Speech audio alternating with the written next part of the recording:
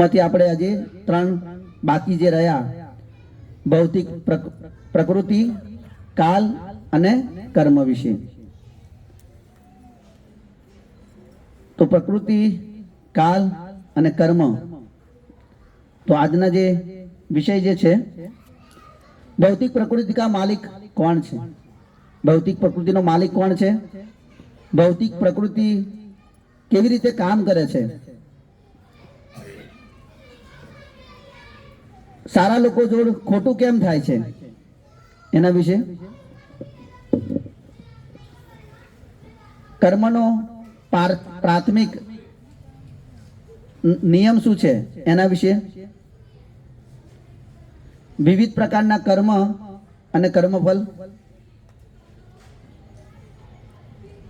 ભવિષ્યમાં જે કર્મફળ છે એનાથી આપણે કેવી રીતે મુક્ત થઈ શકીએ એના વિશે. અને મહાવિનાશ કરને વાળો જે કાલ છે એ કોણ છે? તો એના વિશે આપણે ચર્ચા કરીશું. તો આ ભૌતિક પ્રકૃતિ શાની બનેલી છે એ આપણને ખબર નથી. અને કામ કેવી રીતે કરે છે? તો આ ભૌતિક જગતને ભગવદ્ ગીતાના 15.1 ની અંદર 15મો અધ્યાય અને શ્લોક નંબર 1, જેને વટવૃક્ષ સમાન કહ્યું છે, પણ કેવું છે એનું પ્રતિબિંબ ઊંધું પડે છે. જેવી રીતે આપણે આવા ઝાડ કદાચ જોયા હશે,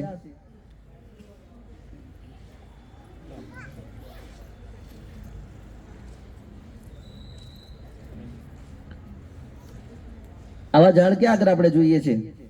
જોયા છે આવા? ક્યાં આગળ? હા, પાણી જે તળાવ, નદી કિનારે આપણે જોઈએ છે તો આવા વૃક્ષો છે.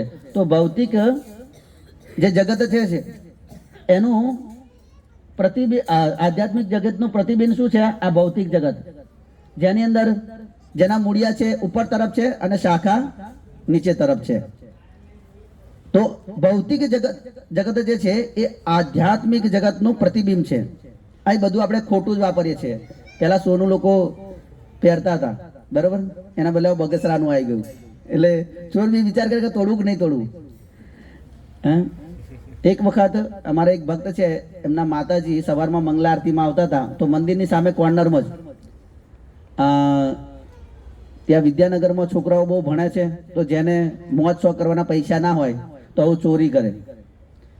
તો મારી સામે આમ હું જોઉં છું અને માતાજીનું આમ ગળામાંથી તોડીને જાય છે. તો આ ભૌતિક જગતમાં બધા લોકો એટલે પછી ખોટું પહેરવાનું ચાલુ કરી દીધું કે ચોરથી સાવધાન ને. હા, તો એવી જ રીતે આપણે જોઈએ છે અહીં જેટલી બી વસ્તુ આપણા નાશવંત છે બધી વસ્તુ, કેમ કે આધ્યાત્મિક વસ્તુ જે છે એનું પ્રતિબિંબ છે. એટલા માટે જેવી રીતે બહુ ઘણા વર્ષો પહેલા અમે નાના હતા, મારા ભાઈને બે, તો ભાઈ પેલા આપણે ખબર છોકરાઓને ગલ્લા આપે તો ફ્રૂટ ના બનાવેલા, તો અમારા ઘરમાં એક કેરીનું હતું અને એક સીતાફળનું હતું કે એની અંદર આપણે પૈસા નાખી શકીએ એમ. તો એવા જ આપણે જોઈએ છે આ પ્રતિબિંબ બધા કેવા છે. હવે અસલી હતું નહીં, પણ દેખાય કેવું? આપણે આમ ઘરમાં લટકાયું હોય તો અસલી જેવું લાગે ને. એવું જ પ્રતિબિંબ આપણે જોઈએ છે, બધા એવી રીતે બનાવે છે કે એઝ ઇટ ઇઝ લાગે, જેવું છે એવું ઓરિજિનલ લાગે આપણને. આધ્યાત્મિક જગત જે છે એ કેવું છે? આવું છે. પણ ભૌતિક જે છે એ ઊંધું પ્રતિબિંબ આપે છે. જેવી રીતે આપણે જોઈએ કે ઓરિજિનલ કેરીઓ જે છે અને ડુપ્લિકેટ બી આવે છે. હવે એ આધ્યાત્મિક જગતમાં આ છે, પણ અહીં ડુપ્લિકેટમાં આવું પ્રતિબિંબ પડે ઊંધું. એવી જ રીતે હવે આપણા ઘરમાં આપણે જોયા છે કદાચ માર્બલ, જો ઓરિજિનલ માર્બલ છે અને એક રેક્ઝિન જેવું આવે છે ને, એવું લાગે કે માર્બલ જ માર્યા છે. હા, પછી અસલી નોટ અને નકલી નોટ એ બી આપણે જાણીએ છીએ. છોકરાને આપણે ઘણી વખત પટાવવા માટે દુકાનની અંદર મળે છે અસલી નોટ ને નકલી નોટ, બરોબર. પછી અસલી અસલી કાર્ય ને નકલી, તમે જુઓ. પછી છે વાસ્તવિક, જે સ્પિરિચ્યુઅલ આધ્યાત્મિક જે બ્યુટી જે છે, અને આ ભૌતિક બ્યુટી, જે સુંદરતા જે છે એ શાશ્વત અહીં નથી. તો ભૌતિક પ્રકૃતિ એ ભગવાનના, આ ભગવાન કે સર્જન કા ચોથા ભાગ, આ ભૌતિક પ્રકૃતિ જે છે એનો આ ચોથો ભાગ છે. 3 ભાગ ક્યાં છે? ભગવાનના ધામની અંદર. આપણે ચોથા ભાગમાં રહી રહ્યા છે, અને એમાં પાછા આપણે ઝઘડી કરીએ જમીન માટે, થોડા માટે. ચોથા ભાગનું છે અહીં. હવે આધ્યાત્મિક જગતમાં જતા રહો તો બધી બહુ છે આપણા માટે, પણ અહીં ભૌતિક જગતમાં આપણે થોડા માટે બહુ ઝઘડતા હોય છે. આ ભગવાનનો ચોથો ભાગ છે. આપણા કરતા લોકો 3 ગણા લોકો ક્યાં રહે છે? ભગવાનના ધામમાં. भौतिक प्रकृति की तुलना जेल के साथ की जाती है, जिसमें गुनहगार जीवात्मा को सुधारने का मौका दिया जाता है. આ ભૌતિક જગતને જેલ સાથે દર્શાવી છે. અને કેમ છે ને અહીં કેમ છે, એની તુલના કેમ અહીં જેલ સાથે કરી છે? જેલમાં કોણ હોય? બધા ગુનેગાર. અને આપણે ગુનેગાર છે જ. આપણે ભગવદ્ ગીતા તમે વાંચો તો ભગવાન કે છે, જ્યારે ભગવાનની ઈચ્છાની વિરુદ્ધ આપણે કરીએ, ભગવાન કે છે ભગવદ્ ગીતાના 7મા અધ્યાયની અંદર, ઈચ્છા દ્વેષ સમુત્થેન દ્વંદ્વ મોહેન ભારત, કે ભગવાનની જે ઈચ્છા છે એમની આધીનતા આપણે છોડી દીધી. આપણી ઈચ્છા પ્રમાણે આપણે કરવા માંગીએ છીએ. જેવી રીતે સરકારના જે નિયમો જે છે એને આપણે ના પાલન કરીએ, બરોબર, તો સરકાર શું કરે? જેલમાં જાવ ભાઈ, યા તો દંડ કરી દે. જેલમાં જવું બી દંડ છે, અને પૈસાથી ભરવું એ બી દંડ છે, દંડ કરે, બરાબર ને? આપણે સામાન્ય જોઈએ છે કે ગાડી હોય યા રિક્ષા યા તો પોલીસ વાળા રોકે છે ને, કઈક કારણ હોય તો રોકી દે અને આપણને દંડ ભરાવે. પછી वह आत्मा 84 लाख योनि के रूप में शरीर देती है. આ ભૌતિક પ્રકૃતિ જે છે એ આત્માને શું આપે છે? શરીર આપે છે. જે પ્રકૃતિ જે છે એ શું આપે છે? બધાને શરીર આપે છે. આપણે બધાને શરીર આપેલું છે. જો તમારું પેલા બાળપણ હતું, બાળપણ છીનવાઈ ગયું. બાળપણની અંદર કેવી મજા હતી. અહીં બે નાના છોકરાને જોયા, એક પાછળ ત્યાં બેઠું. હવે એને તમે જુઓ કે એને કોઈ ટેન્શન કરું, કોઈ ચિંતા, કોઈ ભય, કશું નહીં. માતા પિતા, છોકરું પડતું બી હોય તો એને આધાર કોણ હોય? માતા પિતા હોય. એને કોઈ એવો ભય ના હોય. પણ પ્રકૃતિએ આપણું બાળપણ છીનવી દીધું, યુવાની આપી દીધી, અને યુવાની પછી અમુક લોકોને ગળપણ બી આપી દીધા, અને ગળપણ પછી મૃત્યુ બી આપી દેશે. તો આ ભૌતિક શરીર કોણ આપે છે? પ્રકૃતિ. અને આ જે પ્રકૃતિ જે છે એ આપણને 3 ગુણોની અંદર બાંધે છે. 3 ગુણ: સત્વગુણ, રજોગુણ અને તમોગુણ. તો આ ભૌતિક પ્રકૃતિનો માલિક કોણ છે? કોઈક તો હોવું જોઈએ. આ પ્રકૃતિ, ભૌતિક પ્રકૃતિ જે આપણે જોઈ રહ્યા છે, સૂરજ, ચાંદ, આ બધું થાય છે, દિવસ રાત ને આ બધું, તો શું બધું ઓટોમેટિક ચાલે છે કે એનો કોઈ માલિક છે? તો ભગવદ્ ગીતાની અંદર એના માલિકની વિશે કહ્યું છે. કોણ માલિક છે? તો ભગવાન કે છે, મયા દક્ષિણ પ્રકૃતિ સૂર્યતે સચરાચરમ હેતુ નાને કોંતેય જગત વિપરિવર્તતે.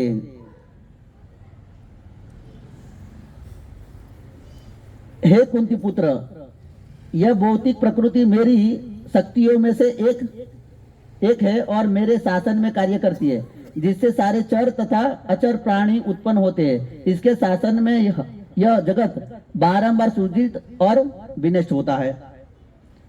मया दक्षिण, શું કે છે ભગવાન? કે છે મારી શક્તિ છે, બીજા કોઈની નહીં. મારી શક્તિથી કાર્ય કરે છે. અને ભગવાનની મુખ્ય 3 શક્તિ છે. એક છે અંતરંગા શક્તિ, જે આધ્યાત્મિક જગત ની અંદર જે બધી વ્યવસ્થાઓ કરે છે, ભગવાનની અંતરંગા શક્તિ. બીજી છે તટસ્થા શક્તિ, જીવો આપણે જેને તટસ્થા શક્તિ કહે. અને બહિરંગા શક્તિ, જે માયાદેવી, ઘણા લોકો કે ને કે અરે બહુ મોહ માયા છે અહીં, હો આપણે સાંભળ્યું છે ને.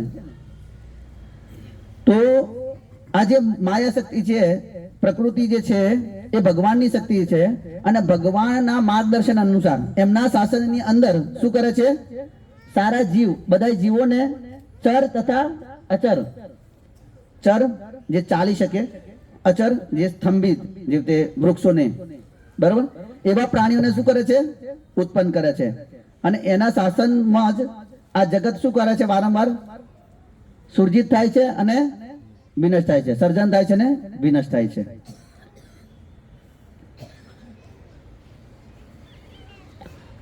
તો ભૌતિક પ્રકૃતિ શાની બનેલી છે? તો ભગવાન કે છે ભગવદ્ ગીતાના 7મા અધ્યાયની અંદર,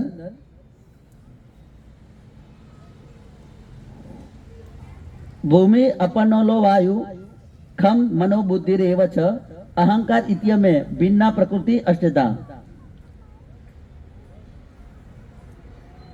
કે પૃથ્વી, જળ, અગ્નિ, વાયુ, આકાશ, મન, બુદ્ધિ તથા અહંકાર એ 8 મારી વિભિન્ન ભૌતિક શક્તિઓ છે. ભગવાન કે વિભિન્ન મારી ભૌતિક શક્તિઓ છે. આપણી અંદર આ બધું, આપણે આ જે શરીર છે એ આપણે જોયું આમ 24 તત્વોથી બનેલું, પણ જે મુખ્ય છે જે છે 5 મહાભૂત, આપણે સમજાયું હતું ને બીજા દિવસની અંદર, પૃથ્વી, જળ, અગ્નિ, વાયુ, તો 5 મહાભૂતથી બનેલું છે. અને જે સૂક્ષ્મ શરીર જે છે એ મન, બુદ્ધિ ને અહંકારથી બનેલું છે. તો આ ભૌતિક પ્રકૃતિ શાની બનેલી છે? આ 8 તત્વોથી બનેલી છે.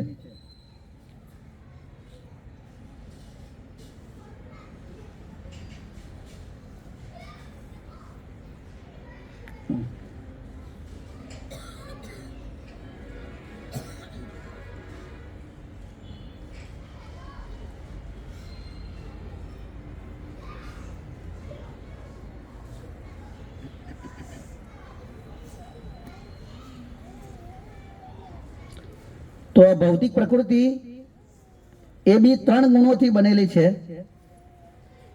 કયા કયા ગુણ છે? તો આ તમે ચિત્ર જોઈ શકો. એક સ્ત્રી જે છે માતાજી, જેને પીળા કપડા પહેર્યા છે, એના ઇન્ચાર્જ કોણ છે? સતોગુણના ઇન્ચાર્જ છે એ માતાજી. પછી જે લાલ પહેર્યા છે એ રજોગુણના, અને જે બ્લુ પહેર્યા છે એ તમોગુણના. હવે આમની પાસે શું છે? રસીઓ જે છે, આપણે પેલું પૂતળીઓ પહેલા બહુ પહેલા આવતું હતું, કદાચ ઘણા લોકોએ જોયું કે ના જોયું, જે પુતળી નચાવનારા આવતા હતા, ખબર? વગાડતા હતા પી પી, અને પછી નચાવે, રાજા ને રાણી ને યુદ્ધ કરાવે ઘણી વખત. તો આપણે બી અહીં ભૌતિક જગતમાં આવી રીતે આ પ્રકૃતિના 3 ગુણો દ્વારા આપણે નાચી રહીએ છીએ, અલગ અલગ. હા, જે રીતે આ સતોગુણમય હોય તો એને સતોગુણના ઇન્ચાર્જ, રજોગુણમાં હોય તો રજોગુણના ઇન્ચાર્જ, તમોગુણ હોય તો તમોગુણના ઇન્ચાર્જ એમને હેન્ડલ કરે છે. આ ભૌતિક પ્રકૃતિ આ 3 ગુણની ચેતના કેવી રીતે આપણી ચેતનાને કેવી રીતે દૂષિત કરે છે? આ ભૌતિક પ્રકૃતિના 3 ગુણ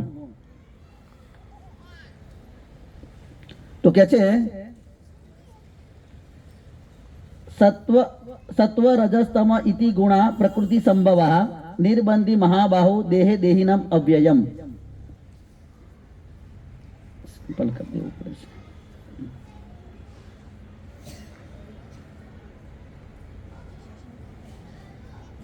પેલાની અંદર મોટું દેખાય.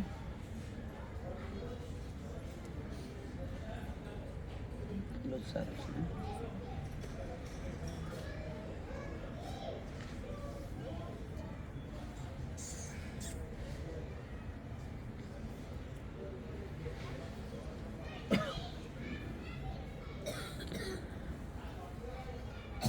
तो भौतिक प्रकृति 3 गुण से युक्त है, सतोगुण, रजोगुण, तमोगुण. हे महाबाहु अर्जुन, जब शाश्वत जीव प्रकृति के संसर्ग में आता है तो वह इन गुणों से बंध जाता है. 14.5 भगवत गीता ની અંદર ભગવાન આમ કહે છે કે જીવ બંધાય છે કેવી રીતે? આ રજોગુણ, તમોગુણ અને સત્વગુણથી કેવી રીતે બંધાય છે? કે જ્યારે જીવ જે છે આ ભૌતિક જગતની અંદર આવે છે અને માયાદેવી જે જીવ આ પ્રકૃતિ જે છે એ સંસર્ગમાં આવે ત્યારે આ 3 ગુણોથી એ બંધાય છે.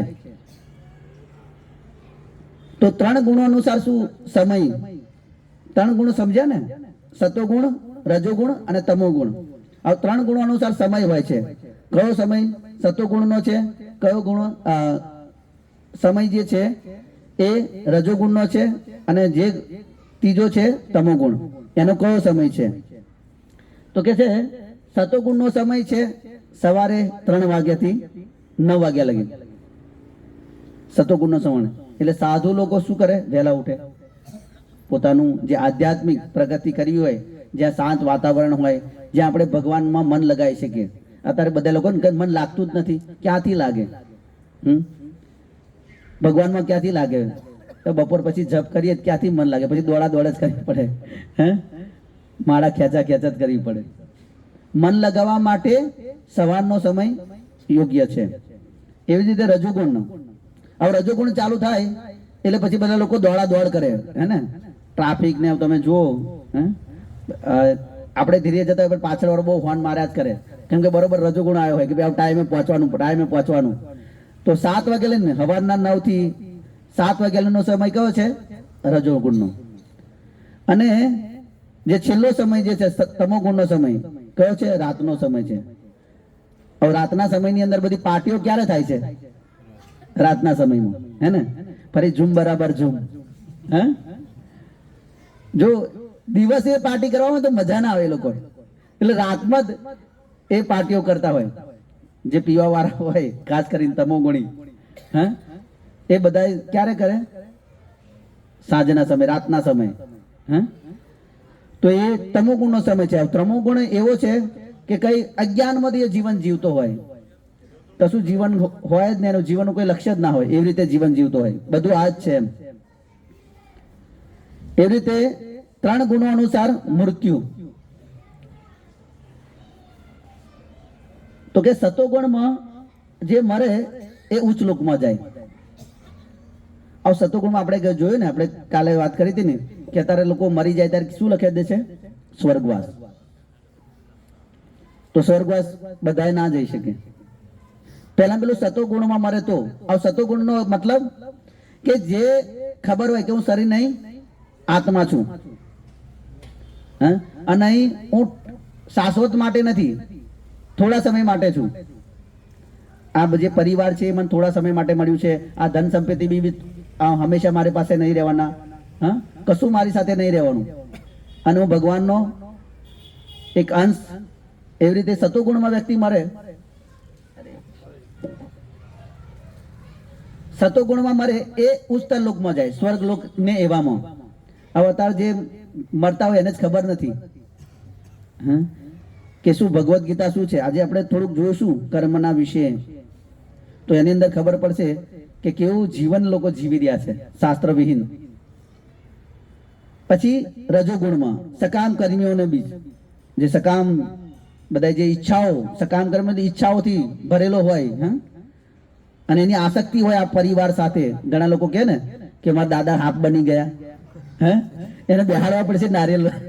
બેહાડીએ છે ને આપણે ગામડામાં, ખબર હશે, સિટીમાં તો ખબર નહીં, પણ ગામડામાં એમના નામનું નારિયેલ મૂકીએ પછી એમને કે બેહાડ, અમારા દાદા છે, દાદા થયા છે, હાફ બનીને ફરે છે. સાચી વાત છે. ભગવાન ભગવદ્ ગીતાની અંદર કહે છે યમ યમ વાપી સ્મરણમ ભાવન તજતરે કલેવરમ તમ તમ વ્યક્તિ કોંતે સદા તદ ભાવ ભાવિત, કે વ્યક્તિ મરતી વખતે જે ભાવનું સ્મરણ કરશે એ ભાવને પ્રાપ્ત કરશે. હવે એની આસક્તિ છોકરા બાજુ હોય, હવે એને એવી રીતે મર્યો છે એ વ્યક્તિ ઈચ્છાઓને લઈને, પણ એને કર્મો નથી, એવા પુણ્ય નથી એની પાસે. ઈચ્છા છે શરીર લેવાની, પણ એની પાસે કર્મો નથી. તો પછી એના જે કર્મો અનુસાર સાપ બની જશે. ઘરમાં રહે છે પણ સાપ બનશે. હવે સાપ બનશે તો એને ઘરવાળા જ મારવા પડશે એને, હે. એટલે બહુ એટલી બધી આસક્તિ નહીં રાખવાની, ભગવાનમાં આસક્તિ રાખવાની, ભગવાનના ધામ જઈ શકાય. હા, જેનું રક્ષણ કરવા માંગતા હોય એ જ લોકો આપણને મારવા ફરતા હોય. પછી બીજા એવા લોકો કે મરતી વખતે પણ ઈચ્છાઓથી ભરેલા હોય. હવે કોઈને સરપંચ બનવાની ઈચ્છા હોય, તો 2 જણ હોય, હવે બધાને તો સરપંચ એક સાથે ના બનાવે. હવે 2 જણ મરે છે તો એકને સરપંચ બનાવે છે અને એક બીજાને બનાવે છે સરપંચ, પણ કોનો? કૂતરાઓનો. કેમ? કેમ કે એને જીવન કેવું જોયું છે? ખાવા પીવા ઊંઘવા આવું જીવન જીવે છે. તો એના માટે એ શરીર કયું સારું છે? કૂતરાનું સારું છે. બસ એ શરીરમાં પછી આવું જ કરવાનું. એ સરપંચ રીતે રહે, બીજી ગલીઓમાં જાય, એને કોઈ ના બોલે. પણ બીજું નાનું કૂતરું કંઈક બીજા શેરીઓમાં જતું રહે તો માર ખાઈને યા તો લોહી લવણ થઈને આવે પાછું, હે ને? તો આ સરકારનો જે રીતે નિયમ ચાલે છે આ ભૌતિક જગતની અંદર, એ રીતે આધ્યાત્મિક જગતમાં બી નિયમ ચાલે છે. હવે જ્યારે કોઈ બહુ આસક્તિ સાથે વ્યક્તિ મરી જાય તો આ ભૌતિક જગતની અંદર પાછો આવે છે. પણ શરીર કયું મળશે એ કોઈ ગેરંટી નહીં. હવે પહેલા જમાનાની અંદર બેંક હતી નહીં તો લોકો શું કરતા હતા? પૈસાને જમીનની અંદર દાટીને રાખે, એવું કંઈક ને કંઈક એવું કરે કે ખબર હોય કે પૈસા છે આપણી પાસે. એક કાકા ઘરની અંદર બહુ આસક્ત હતા. આ મૃત્યુ સમય આવ્યો તો ઘણી વખત લોકોનો અવાજ જતો રહે, ખબર છે ને? બોલી ના શકે, બોલવું હોય પણ બોલી ના શકે, કહેવું હોય તો કહી ના શકે. અને ઘણા લોકો બોલાય એક મન આને બોલાય, પેલાને બોલાય, પેલાને બોલાય, મરવું છે. હે, આવા કાકા એટલા બધા ઘરમાં આસક્ત અને કહે ને કે એક નંબરના કંજૂસ. હવે એમનો અવાજ જતો રહ્યો, એ કહેવાનો કઈ પ્રયાસ કરે છોકરાઓનો, આમ ઈશારો કરે, ઈશારો એ કરીને ઈશારો કરે, કેમ કે બોલાતું તો હતું નહીં એમના પાસે. હવે ઈશારો કર્યો, છોકરાઓને લાગ્યું કે બાપા હે ને કંઈક આપણા માટે ધન દાટ્યું છે. હવે અમને કોઈ ઉપાય કરવો પડે કે એ પૈસા એ ગયા તો પૈસા બી જશે. પેલા વૈદ હતા, વૈદ્યને કહ્યું કે ભાઈ મારા બાપાનો અવાજ જતો રહ્યો છે અને કંઈક કહેવા અમને માગે છે. તો કે ભાઈ પૈસા થશે, કે મોંઘું જે આયુર્વેદિક જે ઔષધ છે એ કરવી પડશે એમને. ઠીક છે, તો કે 50,000 થશે, તો કે તોય ઠીક છે. હવે એ વૈદ્ય ઔષધિ કરીને એમને બોલતા કર્યા. તો પેલા કાકા બોલ્યા, શું બોલ્યા? એટલે હારા ક્યારનો તમને કહું કે બાજુવાનો જે બળદ છે ને આપણું ઘાસ ખાય છે, અરે સમજતા જ નથી એમ. તો પેલો કે બાપા આના માટે 50,000 નહીં ખર્ચ્યા, બીજું છે કઈ એમ? તો કે ના, આજ આ બાજુવાળાનો બળદિયો આપણું ઘાસ ખાઈ જાય છે. હારા તો ધ્યાન રાખો, આ હું નહીં હોત કોણ ધ્યાન રાખશે આ બધું? એટલે આવું તમારે ધ્યાન રાખવાનું એમ.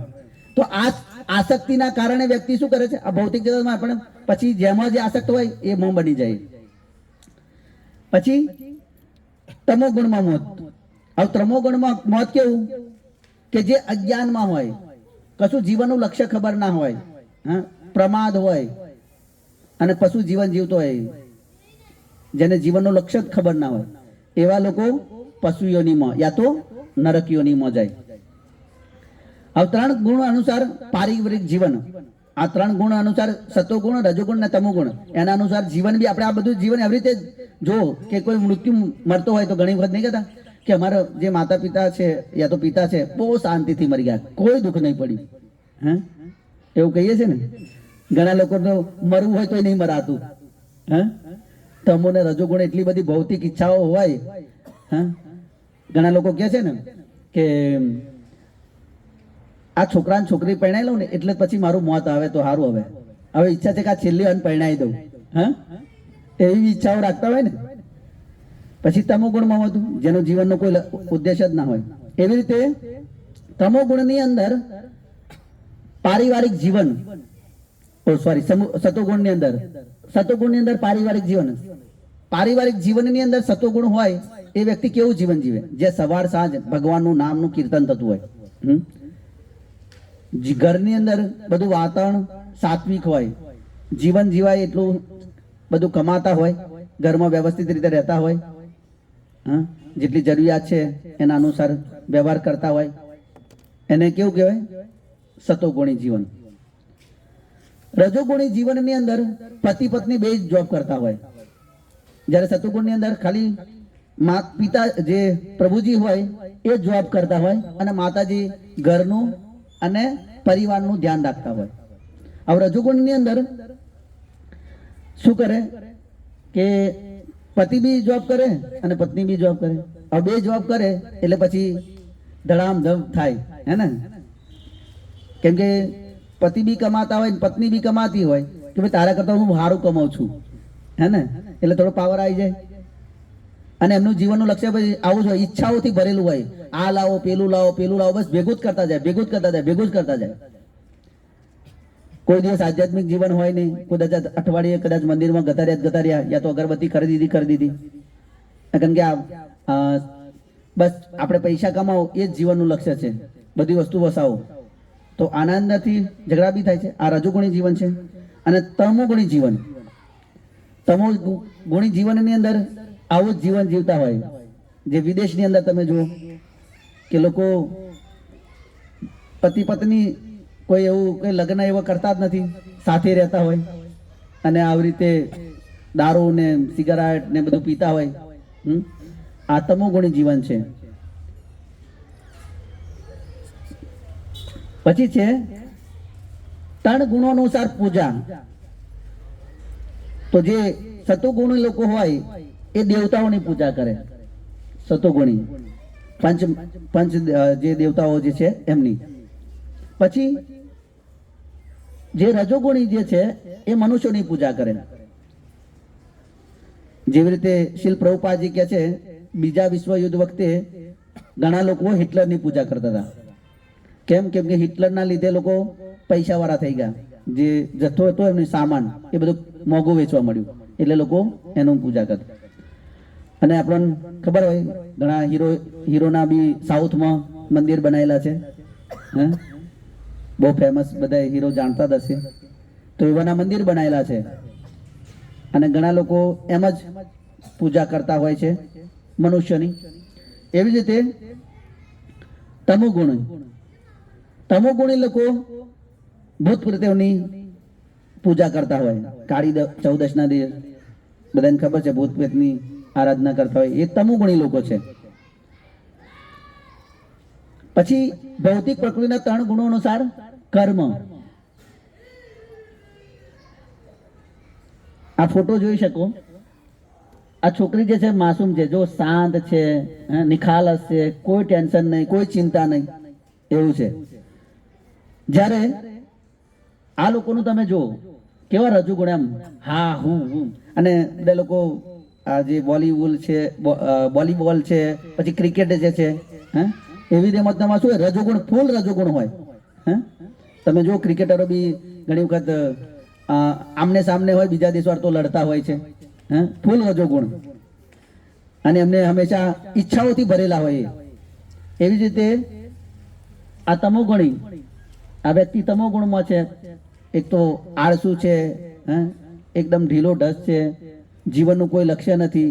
અને આવું દારૂ પીને એમ એવું કે ને, તેરા ગમ અગર ના આવતા તો મેં શરાબ નહીં પીતા, આવો હોય. આવું તમોગુણમાં જીવન જીવતો હોય. એવું લાગે કે આ જ મારી જીવન છે, આના સિવાય બીજું કોઈ જીવન નથી. પછી પ્રકૃતિના ત્રણ ગુણો અનુસાર બંધન. હવે આ બંધન જે છે એ કેવા છે? એક છે સતોગુણનું બંધન, જે પ્રથમ કક્ષાની જેલ. હવે જેલમાં તમને હથકડી સોનાની હોય, ચાંદીની હોય, યા તો લોખંડની હોય. હાથકડી જે હાથકડી છે, બરોબર, એને તમે જેનાથી બાંધો. હાથકડી તો હાથકડી છે ને, સોનાની બાંધો શું પગ પડે? તો મને સોનાથી બાંધ્યો એવો ગર્વ થાય, પણ બંધન તો છે જ. પછી રજોગુણમાં કામ આવે છે, દ્વિતીય કક્ષાની જેલ. બીજી કક્ષાની જેલ છે જે ચાંદીની કહી શકાય, ચાંદીના હાથકડીઓ હોય. અને ત્રીજું છે તમોગુણમાં, જે તૃતીય કક્ષા લોખંડની. તો આ ત્રણ ગુણો જે છે આપણને આવી રીતે, સતોગુણ છે સારાથી બંધાઈ જાય. સારું શું છે કે ભાઈ મારું સ્વાસ્થ્ય સારું છે, મારું પરિવાર સારું છે, બધી મારી જો ધન સંપત્તિ છે, શું મારે શું બીજું ભગવાનની પૂજા કરવાની શું જરૂર છે? મારે મંદિર જવાની શું જરૂર છે? મન મળી ગયું છે. પણ શાના લીધે? એના પૂર્વ કર્મોના અનુસાર મળ્યું છે. આ જન્મમાં નહીં કરતો તો પછી એનું પુણ્ય શું કરે છે? એ ઓછું કરી રહ્યો છે, ફરીવાર જન્મમાં નહીં મળે. દ્વિતીય ઈચ્છાઓથી બનેલો હોય, ઈચ્છાઓથી ભરેલો હોય કે ભાઈ આ કર દો, પેલું કર દો, પેલું કર દો, પેલું કર દો. એ રીતે ઈચ્છાઓથી બંધાયેલો હોય. બધા પ્લાન કરે ને કે આ કરીશ, પછી આ કરીશ, આ કરીશ, આ કરીશ, આ કરીશ, આ કરીશ. તો ઈચ્છાઓથી બનેલો હોય. અને તમોગુણ જેને કોઈ જીવનનું લક્ષ્ય નહીં, તમોગુણમાં જ મળતો હોય. સોરી, તમોગુણની અંદર તમોગુણ આવી રીતે બંધનમાં આવતો હોય. કેમ કે એને ખબર જ નહીં જીવનનું લક્ષ્ય. આ એવી રીતે તમોગુણ જે છે એ એવી રીતે બંધાઈ જાય કે જેને જીવનનું કોઈ જરૂર જ નથી. બસ ઘણી વખત નહીં કે લોકો જોઈએ છે કે આત્મહત્યા બી કરે છે, જેને ખબર નહીં હોતી કે હારું તમોગુણમાં જે મરનારા જે છે એ કેવી રીતે મરે છે કે દવા પી લે, આત્મહત્યા કરી લે, ટ્રેન નીચે આવી જાય, યા તો દુર્ઘટનાની અંદર ઘણા મરી જાય. તો એ તમોગુણમાં મોત છે. એવી જ રીતે આ તમોગુણની અંદર બંધન છે કે જેને જીવનનું લક્ષ્ય વિશે ખબર નથી, બસ એમ જ જીવન જીવતો હોય. આગળ છે આપણે જે જમીએ છે ને એ બી 3 ગુણની અંદર જમીએ છે. આપણને ખબર જ નથી, આપણે તો બધું એવું લાગે હરખા જ છે બધું. તો તમોગુણની 3 ગુણોની અનુસાર આપણો આહાર. તો અહીં તમે જોઈ શકો, પહેલા લખ્યું ફ્રેશ વેજીટેબલ, મિક્સ અને ફ્રેશ વેજીટેબલ. તો તમે આ જે સાત્વિક આહાર હોય, જેની અંદર બધું સમ હોય અને ફ્રૂટ હોય, ફળ હોય, શાકભાજી એ ખાતા હોય, એનું ભોજન કરતા હોય, એ કેવા હોય? સતુગુણી લોકો. પછી રજોગુણી કેવું જોઈએ? અને તીખું જોઈએ, વધારે નાખવો જોઈએ, હજુ નાખો. આપણે જે પરમ દિવસ વાત કરી હતી એવું, કે પહેલા બી દુખે અને પછી બી દુખ આપે. તો આ રજોગુણી જે છે એ તીખું, ભગવદ્ ગીતાની અંદર તમે 17મા અધ્યાયની વાંચી શકો. 17મા અધ્યાયની અંદર ભગવાન કહે છે કે જે તીખું, ટમટમતું, ખાટું, આવું જે ભોજન કરવાવાળા છે એ કોણ છે? રજોગુણથી ભરેલા હોય છે, ફૂલ રજોગુણ. અને જે તમોગુણમાં હોય જેનો આહાર કેવો હોય છે? આવું માંસ ને. તો આ સતુગુણનો આહાર સાત્વિક હોય, રજોગુણનો તીખો ટમટમતો એવો હોય, અને જે તમોગુણ છે જેનો આહાર માંસાહાર છે, એને આવી રીતે આ જન્મમાં બી એને માંસાહાર કર્યો. તો આ શરીર જે છે એ માંસાહાર માટે નથી મળ્યું. આપણા જે જડબા જે છે એ માંસ ખાવા માટે નથી બનેલું. ભગવાને આપણો જે મુખની રચના અનાજ માટે બનાવેલી છે. પણ જો એ ગાય છે તો આગળના જીવનની અંદર પુનર્જન્મ થશે તો એને એવું શરીર પ્રાપ્ત થશે કે જે માંસાહાર કરી શકે. તો રજોગુણ, તમોગુણ અને સતોગુણનો આહાર આવી રીતે હોય છે. તો આ પ્રકૃતિના 3 ગુણ છે, એને કેવી રીતે જીતી શકાય? એનો કોઈ માર્ગ છે? તો ભગવાન ભગવદ્ ગીતાની અંદર કહે છે, દેવી હિ એસી ગુણ માયા દુરતયા મામે એવ પ્રબંધતે માયા મેતામ તરંતી તે. કે प्रकृति के 3 गुण वाली इस मेरी देवी शक्ति को पार कर पाना कठिन है, किंतु जो मेरे शरणागत हो जाते हैं वे सरलता से पार कर जाते हैं. जो 3 गुण ने पार करवा હોય તો ભગવાનની શરણ લેવાની. ભગવાન કે જે મારે શરણાગત થઈ જાય એ કે આ 3 ગુણની માયાને જીતી શકે. અગર કોઈ ભગવાનની માયાને જીતવી દુષ્કર છે, ભગવાન કે છે દુરતયા, આને કોઈ જીતી ના શકે. એવું ના કે હું આ પ્રકૃતિના 3 ગુણને હું જીતી શકીશ, પણ ભગવાનની શરણ લે. કેમ કે આ કોની છે? જેવી રીતે આપણે જોઈએ આ કોઈના અંદર ઘરે કૂતરા હોય અને ઘણી વખત એવું હોય ને કે જે બી આવે ને બસવાનું ચાલુ કરે તો દોડી જાય, પણ જો એનો માલિક એવું કહે કે ભાઈ આ તો આપણો છે, તો પછી કૂતરું શું કરશે? પાછું આવી જશે. તો એવી જ રીતે આ ભગવાનની માયા છે. જો આ 3 ગુણને જીતવા હોય તો ભગવાનની શરણ લેવી પડે.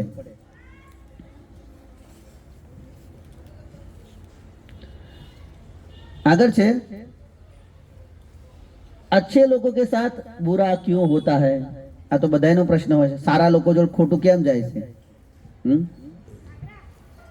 આપણે જોઈએ છે કે સારા ઘણી વખત એવું હોય કે સારા લોકો વહેલા મરી જાય અને જે દુષ્ટ આત્મા હોય ને મરતા નથી. અને આપણે કઈ કે આ તો બહુ ભગવાનનો માણસ હતો, કેમ વહેલો મરી ગયો?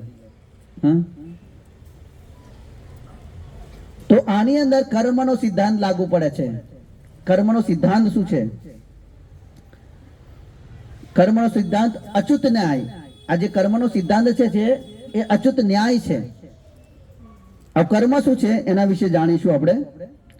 કર્મ મીન્સ કે પ્રવૃત્તિ, આપણે જે કાર્ય કરીએ છીએ. તો કર્મની પરિભાષા છે समय रूपी साक्षी और भौतिक प्रकृति के नियंत्रण में जो कार्य किया जाता है उसे कर्म कहा जाता है. एक तो છે સમય રૂપી સાક્ષી અને ભૌતિક પ્રકૃતિ કે નિયંત્રણમાં.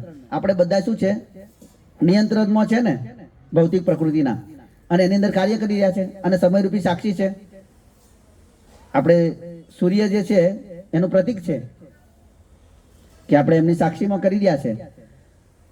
ઘણા લોકોને એવું હોય છે આપણે ઘરમાં એકલા હોય યા કઈ એવું જો કે આપણે કોઈ જોવાનું નથી, પણ શ્રીમદ ભાગવતમના 5મા સ્કંદની અંદર શ્રીમદ ભાગવતમના 6ઠા સ્કંદની અંદર વર્ણન છે આપણાને 12 લોકો જોનારા છે. 12 લોકો, કદાચ કોઈ જોવે ના જોવે, આપણે એવું જોઈએ કે વ્યક્તિ જ જોઈએ છે ને, પણ કહ્યું છે કે 12 લોકો આપણને જોઈ રહ્યા છે. એટલે આપણે એવું કે યાર મેં તો કર્યું જ નતું આવું, આપણે ઘણી વખત કર્યું હોય તો જુઠ્ઠું બોલતા હોય ને, પણ એ લોકો જોઈ રહ્યા, બધા લોકો સાક્ષી પૂર દે કે આણે આવું કર્યું હતું. કદાચ અહીંના નિયમ તોડી નાખીએ આપણે, પણ જે ભગવાનના બનાયેલા જે નિયમો છે એ વ્યક્તિ કોઈ તોડી નહીં શકતું. તો કર્મનો નિયમ શું છે? તો કે છે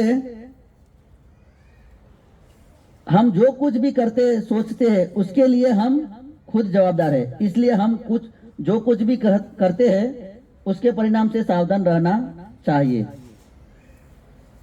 પ્રશ્ન હતો ને કે સારા લોકો જોડે કેમ ખોટું થાય છે?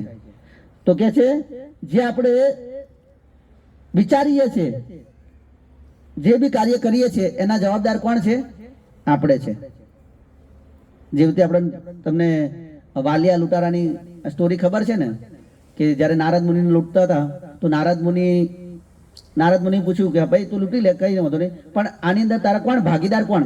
આ શાના માટે તું કરે છે? પ્રશ્ન કર્યો કે શાના માટે કરો? તો કે મારા ઘરના પરિવાર માટે. એમ તો કે એ બધા ભાગીદાર છે? જા પૂછી નાય. તો ઘરે ગયો, માતાને પૂછ્યું તો કે ના હું અમે ભાગીદાર નહીં. પત્નીને પૂછ્યું તો કે ના. બાળકોને પૂછ્યું તો કે ના. તમારું કર્તવ્ય છે કે અમારું પાલન પોષણ કરવું. હા, પતિનું કર્તવ્ય છે કે વૃદ્ધ માતા પિતા જે પોતાના આશ્રિતો છે એમનું ભરણ પોષણ કરવું. પત્નીનું, બાળકોનું ભરણ પોષણ કરવું પતિનું કર્તવ્ય છે. તો એમાં કે કોઈ અમે ભાગીદાર નથી, તમારું કર્તવ્ય છે. તો એવી જ રીતે આપણે જે બી કાર્ય કરીએ છીએ એના જવાબદાર કોણ છે? આપણે છે. આપણે જે બી કાર્ય કરીએ છીએ એની સજા આપણે ભોગવવી પડશે. તમે સારું કરો છો તો સારું મળશે, ખોટું કરો છો ખોટું મળશે. જેસી કરણી બેસી ભરણી. પછી કર્મ કે નિયમ का प्राथमिक ज्ञान. વિવિધ પ્રકારના કર્મ. આ કર્મફળ ક્યારે મળે છે? તો અલગ અલગ છે. તો કર્મના નિયમનું પ્રાથમિક જ્ઞાન. ઘણા લોકો કહેતા હોય कानूनी अज्ञानता यह कर्म के प्रतिघात से बचने से सही कारण नहीं है. ઘણી વખત લોકો નહીં, હવે જુઓ તમે, સરકારના જે નિયમ છે એનું પાલન ના કરીએ તો શું થાય? બચી શકીએ આપણે? ના બચી શકીએ. હવે આપણે અહીં ભારતની અંદર ડાબી સાઈડે ગાડી ચલાવે ને તમે જમણી સાઈડે જાઓ અને ગાડીને ઠોકો કોઈને, ગાડીને એ તો કોઈ વ્યક્તિને મારી નાખો તો દંડ થાય ને. હવે એવું કે હું જાણતો વિદેશથી આવ્યો હોય તો શું, તારે અહીંના નિયમ જાણવા જોઈએ. એવી રીતે અહીંથી કોઈ વિદેશ જાય, ભારત વાળા જે જાય એ બધું પછી શું કરે? ભેગું જ કરવા વર્ગે કે આવવા દો હે, ભારતમાં જઈને વાપરીશું, બધાને બતાવીશું કે કેટલો કમાયો છું એમ. હવે કસ્ટમ એને ભેગું કર્યું છે તો કસ્ટમ વાળા કે ભાઈ તમે આ પૈસા નહીં લઈ જઈ શકો. તો કે મને ખબર નથી. તો ભાઈ જાણવું જોઈએ. તો અમારા દેશમાં આવ્યો છું, અમારા દેશના નિયમ શું છે એ જાણવા જોઈએ. એવી રીતે આપણે જે બી કરીએ છીએ એના નિયમ અહીં ભૌતિક જગતની અંદર રહ્યા છે તો એના નિયમ આપણે જાણવા જોઈએ. અજ્ઞાનતા એ બહાનું ના ચાલે કે ના હું જાણતો નતો. હવે તમે કોઈને ખૂન કરી નાખો અને એવું કે હું જાણતો નતો, ક્યારે સજા થાય? તો એવું ચાલી શકે નહીં, ચાલી શકે. એવી રીતે આપણે ઘણા કાર્યો કરતા હોય અને આપણે એવું હોય કે ભાઈ આ તો હું અજાણથી થઈ ગયું, પણ અજાણનું ફળ બી તમને મળવાનું છે.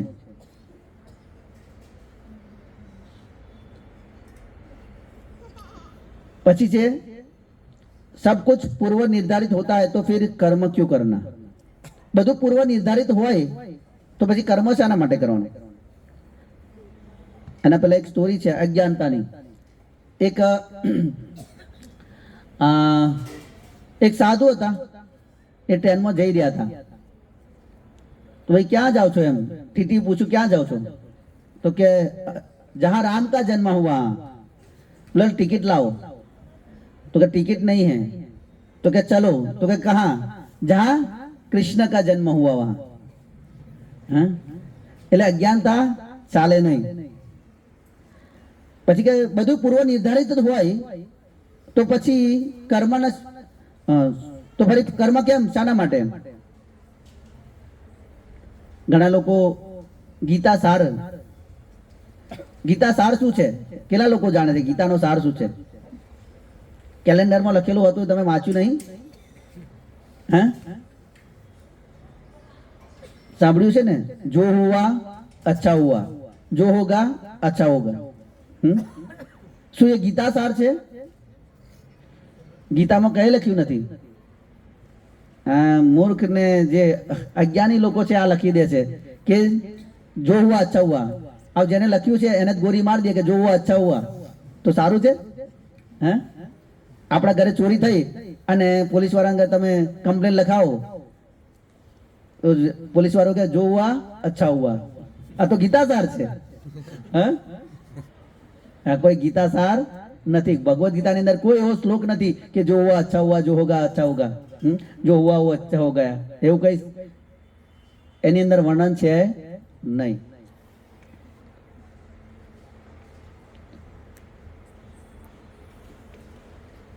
બીજું છે अच्छे और बुरे कर्म एक दूसरे को मिटा नहीं सकते. ઘણા લોકો ને કે મેં આજે પુણ્ય કર્યું અને એનું પાછું પાપ કરું છું, તો કે એક સમાન ના. જેવી રીતે કોઈ વ્યક્તિ કોઈનું ખૂન કરે તો એને સજા થાય અને કોઈ વ્યક્તિને બચાવે તો ઇનામ મળે. અહીંયા સરકાર ચાલે છે તો ત્યાંની સરકાર થોડી છોડે. એટલે એઝ ઇટ ઇઝ કે જેવું તમે કરો છો એવું તમને મળે છે. તમે પાપથી બચી ના શકો. તમે સારું કરશો તો એનું સારું ફળ મળશે, ખોટું કરશો તો ખોટું મળશે. ઘણા લોકો એવો કે કઠોર પરિશ્રમનો કોઈ વિકલ્પ નથી, તું કામ કરતો જા તને મળતું જશે. પણ એનું ફળ આપનાર કોણ છે? ભગવાન છે. પુરુષાર્થ સર્વશ્રેષ્ઠ એવું કહેતા હોય છે ને બધા કે પુરુષાર્થ કરો, પણ પુરુષાર્થને ફળ આપવા વાળા કોણ છે? ભગવાન છે. એટલે પુરુષાર્થ સર્વશ્રેષ્ઠ નહીં, ભગવાન સર્વશ્રેષ્ઠ છે.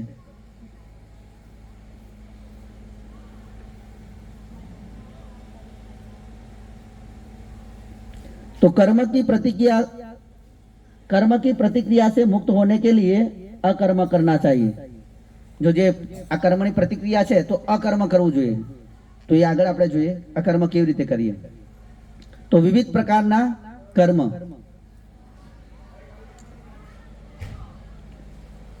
प्रकार અને प्रवृत्ति.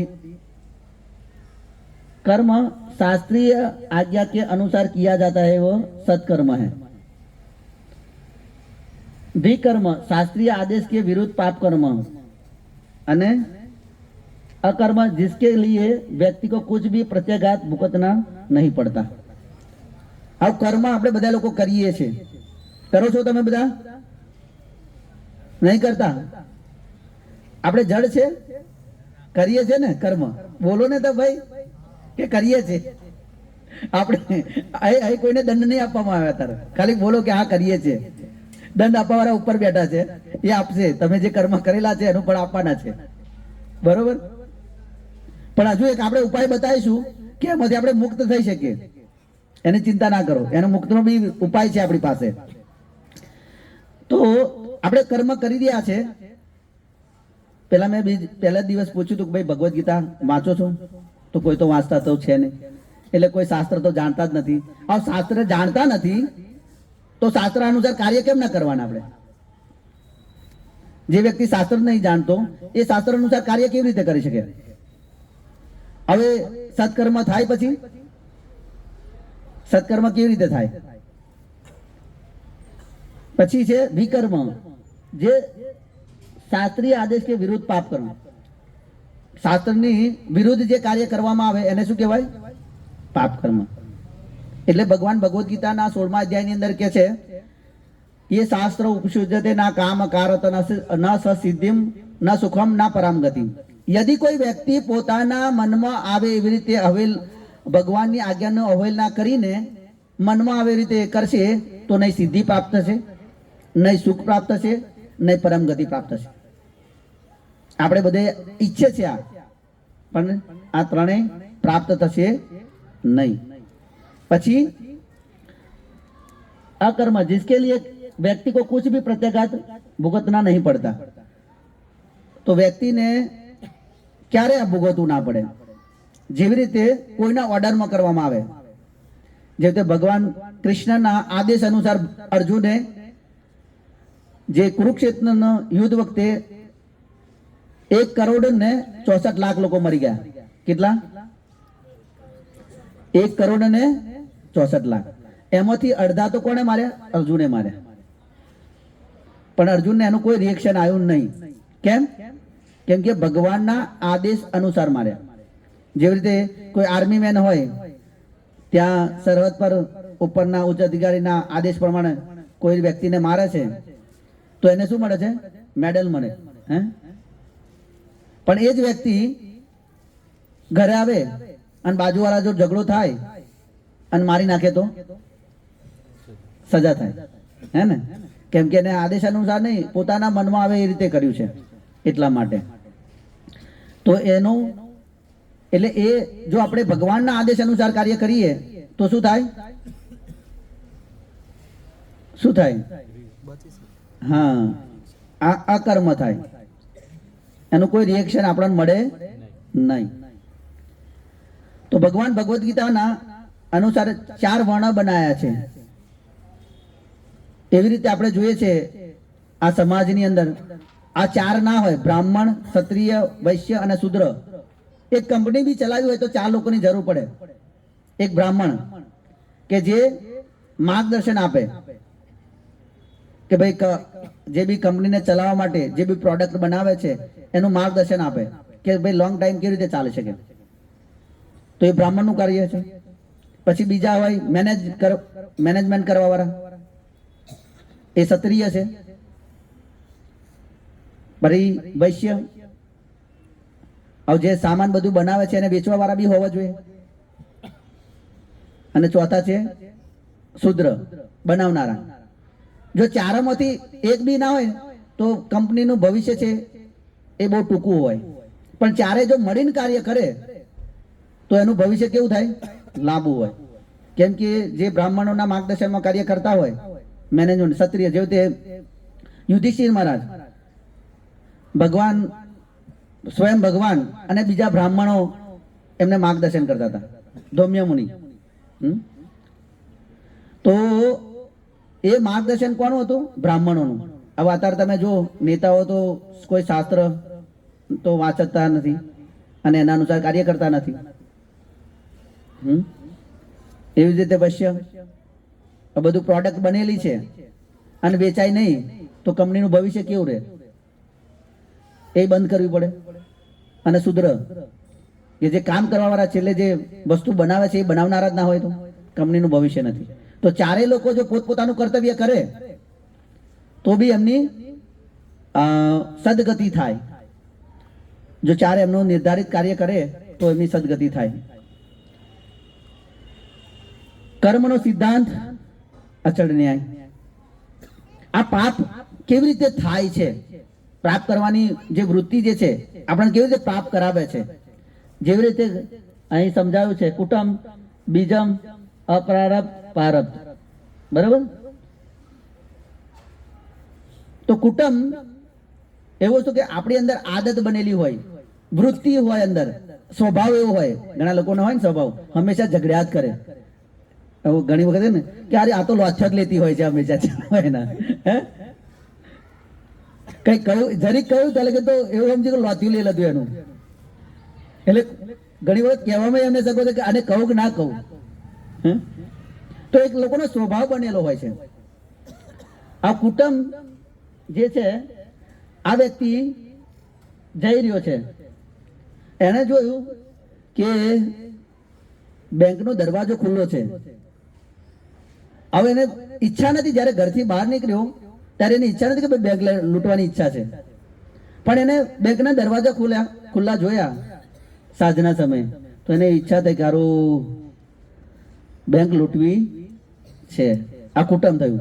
ફરી બીજમ એને નક્કી કર્યું કઈ તારીખે 1/1/2010 ને આ બેંકને હું લૂંટીશ, આ તારીખે હું બેંકને લૂંટીશ. બીજમ થયું. હવે એને ઓલરેડી પ્લાનિંગ કરી દીધું અને બેંકને લૂંટી. અહીંયા આગળ અપ્રારબ્ધ થયું. અને થોડા સમય પછી એ પકડાઈ ગયા તો ક્યાં ગયા? પ્રારબ્ધ. એનું ફળ એને મળી ગયું, જેલ. એટલે શું છે? કુટુંબ, બીજમ, અપ્રારબ્ધ અને પ્રારબ્ધ. ઘણા ફળો જે છે એ ધીરે ધીરે મળતા હોય છે. ઘણા વખત હોય ને, ઘણા આપણે જોઈએ કે લોકો ખોટું કરે છે એને સારું કશું નહીં થતું, જે સારું કરે છે એને બધું થાય છે. જે સારું કર્યું છે ને એને પેલા ખોટું કરેલું જ છે, એ કઈ દૂધનો ધોયેલો નથી, એટલે તો થાય છે. કર્મનો સિદ્ધાંત કોઈને છોડતું નથી. આપણે જે કરે ને, આપણે એક ભજન હતું ને, કર્યા કર્મ તારે ભોગવવા પડશે. જે તમે કર્મ કરો છો એને ભોગવવા તમારે નિશ્ચિત રહેવાનું. આપણે એને બહાનું કાઢી નહીં છે કે મને નથી ખબર, એ નહીં ચાલે. એને ભોગવવા પડશે ને પડશે. તો આ કર્મનું ફળ જે છે એ મળે છે ક્યારે? ક્યારે ફળ મળે છે આ કર્મનું ફળ? તો કર્મના ફળ જે છે કોઈ છે એ ત્વરિત મળી જાય. જેવી રીતે કોઈ વાંક વગર કોઈને આપણે લાફો મારી દીધો તો પછી એ સામે આપણને બીજો ચોડી દે, હે આપણે એને મારીએ તો એ આપણને મારી દે. એ ત્વરિત મળી જાય અમુક ફળ, હે ઇન્સ્ટન્ટ. જે રીતે બધા જે રીતે અહીં ખબર નહીં ઇન્સ્ટન્ટ, પણ આણંદ વિદ્યાનગરના બીજી મોટી મોટી સિટીમાં બધું ઇન્સ્ટન્ટ મળે. હે લાઈવ ઢોકળા, હે બધું લાઈવ થઈ ગયું, એમ તાત્કાલિક મળી જાય એમ. તો એવી રીતે આ કર્મનું ફળ કેવું છે? ઇન્સ્ટન્ટ મળે છે. પછી હું એક બીજા વિડીયો બતાવીશ હવે થોડી વાર ઇન્સ્ટન્ટના. પછી અમુક જે છે એ ફળ શું છે? થોડા સમય પછી મળે. ઘણી વખત આપણે કંઈક રોકાણ કર્યું હોય તો એને થોડાક સમય પછી મળે, એવું થાય છે ને. અને અમુક જે ફળ જે છે એ મૃત્યુ પછી મળે. જેવી રીતે આપણે બેંકમાં કઈ પૈસા જમા કરાવતા હોય, થોડા આપણે જમા કરાવતા હોય અને એવું કે 5 વર્ષ પછી તમને આટલા મળશે. યા તો ઘણા લોકો ઇન્સ્યોરન્સ કરાવતા હોય તો બુઢાપણા માટે કે ભાઈ અત્યારે જમા કરો પછી તમને હે ને દર મહિને યા દર વર્ષે આટલા મળતા જશે, ધીરે ધીરે મળતા જશે. અને અમુક ઇન્સ્યોરન્સ કેવો હોય, આપણે કે જીવન કે સાથ और જીવન કે બાદ भी, હે જીવનમાં આવ જે અમુક ઘણા ઇન્સ્યોરન્સ જે છે ક્યારે મળે છે? ઇન્સ્યોરન્સ મળે છે ક્યારે? મૃત્યુ પછી મળે. આવ આપણે તો કઈ કામમાં જ ના આવે. જેનો ઇન્સ્યોરન્સ કરાયો હોય એને તો શું કામનો? બીજાને મળે, હા પરિવાર વાળાને મળે, પણ એને કોઈ લાભ નહીં. એટલે એનું ફળ ક્યારે મળે? ને બીજા જન્મની અંદર. એવું જ આ જે કર્મનું ફળ જે છે, ઘણા લોકોને કે આ જીવનમાં મેં કશું પાપ નહીં કર્યું તોય કેમ મારા જીવનમાં આવું આ દુઃખમય, આ શારીરિક પ્રોબ્લેમો ના તે, હે તો એવી રીતે જે કર્મનું ફળ જે છે એને નિર્ધારિત કરવાના ઉપર ચિત્રગુપ્ત બેઠા છે. તમે શું વિચારી રહ્યા છો, હે શું કરવાના છો, શું કરી રહ્યા છો, બધું તમારું ધ્યાન રાખે છે. એમનું નામ છે ચિત્રગુપ્ત. ચિત્ર મીન્સ કે ચિત્ર, ફોટો. અને કેવી રીતે પાડે છે? ગુપ્ત રીતે. એમ કે છે કે ભાઈ એ આપણા ખભા પર જ બેઠેલા છે. તમે જેવું કઈ કાર્ય કરો છો એનું રિએક્શન માટે તમે તૈયાર થઈ જાઓ, પછી તમારો ફોટો પડી જાય છે. અને છેલ્લે કહે છે કે જ્યારે વ્યક્તિ મરતો હોય આખા જીવનમાં જેટલા બી પાપ કર્યા હોય, હે ત્યારે એને યાદ આવે. આપણે એક બીજો અહીં 3 કોષ છે ભગવદ ગીતા: બેઝિક કોષ, ઓવરવ્યુ કોષ અને એડવાન્સ કોષ. આપણે ઓવરવ્યુ કોષની અંદર આગળ જોઈશું. કર્મનો સિદ્ધાંત બહુ અચળ ન્યાય છે. તો એવી જ રીતે મહાભારતની અંદર એક સ્ટોરી છે. એક રાજ્યની અંદર ચોરી થાય છે અને એક ઋષિ મુનિ, મુંડક ઋષિ મુનિ. તો એ એમની ઝૂંપડીની અંદર બેઠેલા હોય છે. હવે રાજ્યની અંદર ચોરી થઈ અને જે ચોર જે છે એ એમના ઝૂંપડીમાં સંતાઈ ગયા. હવે જ્યારે સિપાહીઓ આવ્યા તો સિપાહીઓએ એ ચોરને પકડ્યા. હવે સિપાહીઓને એવું લાગ્યું કે આ જે મુંડક ઋષિ છે આ ચોરોને શું કર્યા? સંતાડ્યા છે. એમને તો કોઈ ખબર જ નથી. તો એમને લઈ ગયા સાથે, અને સાથે લઈ ગયા તો રાજ્યની અંદર બધાને દંડ થયો. તો મુંડક ઋષિને દંડ શું થયો કે તમારે ફાંસીના ફંદા સુધી જવાનું છે અને પાછું આવવાનું છે. હવે રાજ્યના નિયમ પ્રમાણે એમને રાજ્યનો કોઈ વિરોધ ના કર્યો, પણ એ ગયા યમરાજજી પાસે કે ભાઈ મને ખબર છે કે આ જીવનમાં મેં કોઈ પાપ નથી કર્યું, તો કેમ મારે આ ફાંસી લગીને જવાનું ના આવવાનું? તો યમરાજજી કહે છે કે તમને તો કોઈ માર્યું ખરું? માર્યું બી નહીં, હાથ બી નહીં લગાડ્યો. શું બહુ જ નાનું તમને આપ્યું છે કે જઈને આવવાનું છે. અને આનું ફળ કેમ મળ્યું તમને ખબર છે? કે તમે જ્યારે નાના હતા ને ત્યારે તમે ફૂદીઓને, પતંગિયાને, ફૂદી જાણો ને, પતંગિયા એટલે સમજી જશો તમે બધા. એટલે એને શું કરે, તમે કાંટાથી વીંધતા હતા એમ, એટલા માટે. તો કે હું નાનો હતો, અજ્ઞાનમાં હતો, તો અજ્ઞાન કોઈ બહાનું ચાલે નહીં. તમે એ જે કર્યું હતું એનું ફળ અત્યારે મળે છે તમને. તો જે કર્મનું ફળ છે એ વ્યક્તિને મળે છે, યા તો આ જન્મમાં મળે છે યા તો આવતા જન્મમાં. આપણે બધા જે આ કર્મનું ફળ, જે આપણા શરીર મળેલું છે એ કર્મનું ફળ જ છે. જો બધા લોકો એટલા સ્માર્ટ દેખાવું હોય છે, પણ બધા સ્માર્ટ નથી, એટલા સુંદર. બધાને આ વ્હાઈટ બોડી વધારે ગમે, પણ બધા એ સરખા નથી. એ બી કર્મના અનુસાર. માથાના વાળથી લઈને પગના નીચે લગી તળિયા સુધી આ જે શરીર બન્યું છે એ કર્મો અને ઈચ્છાઓના આધારે બનેલું છે. હવે અત્યારે આપણે શું કરી રહ્યા છે આપણા જીવનમાં? કર્મને જોતા જ નથી કે શું સારું શું ખોટું, કશું જોતા જ નથી. બસ જીવે જ જાય છે આપણે. તો એનું ફળ તમને નેક્સ્ટ બોડીમાં મળશે. તમને આજે જે તમે કરો છો એ આગળ ભવિષ્યમાં મળવાનું છે. એ થોડા સમય પહેલા મળી જાય યા તો પછી આ શરીર પછી બી મળે, પણ મળવાનું છે. તો કર્મનું ફળ નિશ્ચિત છે. કર્મનો સિદ્ધાંત જેવી રીતે જોઈ શકીએ, આ હેન્ડીકેપ છે, કોઈ બલવાન છે, કોઈ નાનપણમાં કોઈને કામ કરવું પડે છે, કોઈ નાનપણમાં બહુ શાંતિવાળું જીવન હોય છે, પિતા બહુ વેલ સેટ હોય. ઘણા લોકો નાનપણમાં રોગી જ હોય, ભૂખમરામાં એવા સાઉથ આફ્રિકામાં જન્મ્યા હોય, જ્યાં ખાવાના બી ઠેકાણા ના હોય. આપણે એવું લાગે હર બહુ બિચારો છે આ તો, જેને ખાવાના બી ઠેકાણા નથી. આ છે જો કર્મનો સિદ્ધાંત અચૂત ના આવે. તમને એવું લાગે કે આ બચારાનો શું, આમનો શું ગુનો? સૌરાષ્ટ્રમાં કે ને કે મા વાવાના તો મને ના ચાલે, તો ભગવાન કે મને કાણું પડ્યા વગર ના ચાલે. પછી તમે જો કે સૌરાષ્ટ્રની અંદર બહુ માવા બહુ ખાય છે, અને અહીં બી લોકો પડી ગયો તો ખાય છે જ. એટલે એવું નહીં કે સૌરાષ્ટ્ર મારા માટે જ છે, એના માટે બી અહીં લોકો ખાય છે. અને એનાથી શું થાય પછી? કેન્સર. તો ભગવાન બી એનો ઉપાય બતાવ્યો છે. બીજું તમે જુઓ કે નાના નાના છોકરા આપણે કેવું લાગે બહુ બિચારા છે, આમનો શું ગુનો છે? જો જન્મ્યા જ છે. આ બી ભગવાનનો જે ન્યાય છે ને બહુ સચિત ન્યાય છે. તો આ નાના નાના છોકરા આપણે બહુ બિચારા છે, બચારાઓ. આમને આવું ભગવાન કેમ આવું કર્યું? પણ આ કોઈ આ ભૌતિક જગતમાં કોઈ બિચારા નથી, ના આપણે છે કે ના આપણે બધા ગુનેગાર જ છે, બરોબર ના? પાપ કરેલા જ છે આપણે બધા. એવી રીતે તમે જુઓ કે ઘણા હેન્ડીકેપ, કોઈ સુંદર છે, બધું છે, વેલ સેટ હોય એવા બી છે. તો કર્મનો સિદ્ધાંત અચ્યુત ન્યાય. તો આ શ્રીમદ ભાગવતમ ની અંદર કર્મનો સિદ્ધાંત અચ્યુત ન્યાય, કર્મના સિદ્ધાંત અનુસાર આપણે જોઈ શકીએ કે કોઈ વ્યક્તિ બહુ દારૂ પીવે ને, બહુ દારૂ એટલે દારૂ પીતો હોય એ, બહુ પીવે ઓછો પીવે. ચોર ચોરી કરે તો નાની કરે કે મોટી કરે, ચોર ચોર જ છે.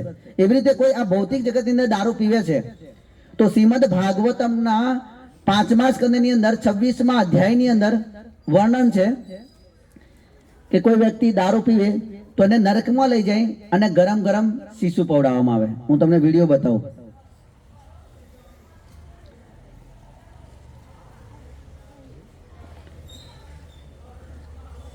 આ ખાલી બનાવેલો છે પણ તમે જોઈ શકો.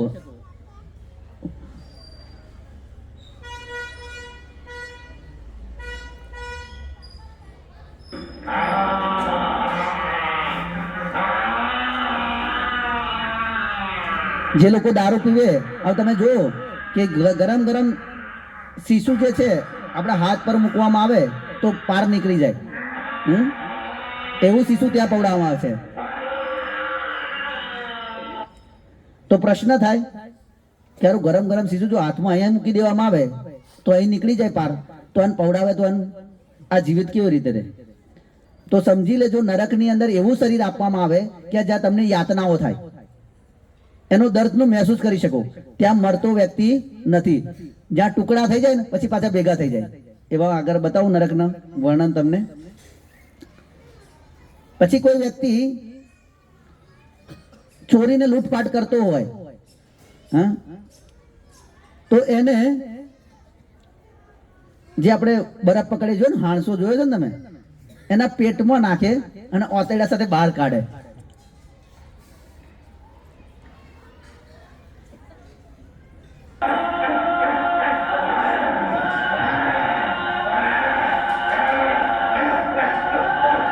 આના પેટની અંદર નાખે છે. આપણે વિડીયો બતાવીશું જોડે, હા સોરી પિક્ચર બતાવીશું કે અંદર, આ તો ખાલી બતાવ્યું છે, પણ એના પેટની અંદર નાખે ને ઓતેડા સાથે બહાર કાઢે.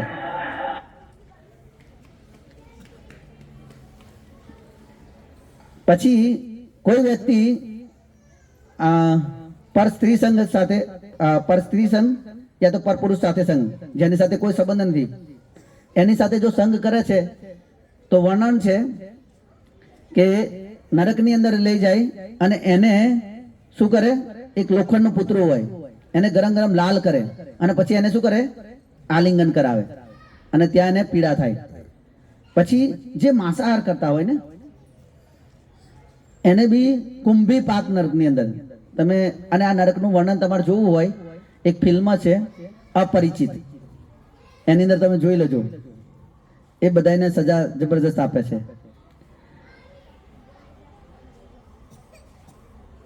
હું ફિલ્મો જોવાનું ખાલી નરકનું વર્ણન છે એના માટે, એ તો ભાગવતમ વાંચી લેશો તો બી ખબર પડશે. તો આવી રીતે તેલથી ભરેલું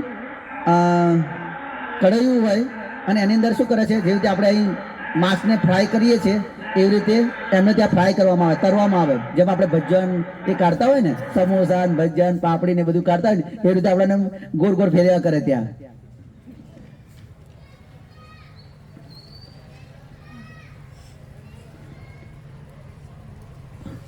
मैं श्लोक लीधो छे, अनुवाद डायरेक्ट लीधो छे. क्रूर व्यक्ति अपने शरीर के पालन तथा अपनी जीभ की स्वाद पूर्ति के लिए निरीह जीवित पशुओं तथा पक्षियों को पकाकर खाते हैं. ऐसे व्यक्तियों को मनुजाद मनुष्य भक्षक की भर्त्सना करते हैं. अगले जन्मों में वे यमदूतों के द्वारा कुंभीपाक नरक में ले जाए जाते हैं. वहां उन्हें उबलते तेल में भून डाल जाता है. कहूं ने के उकड़ता तेल में तरवामां आवे छे.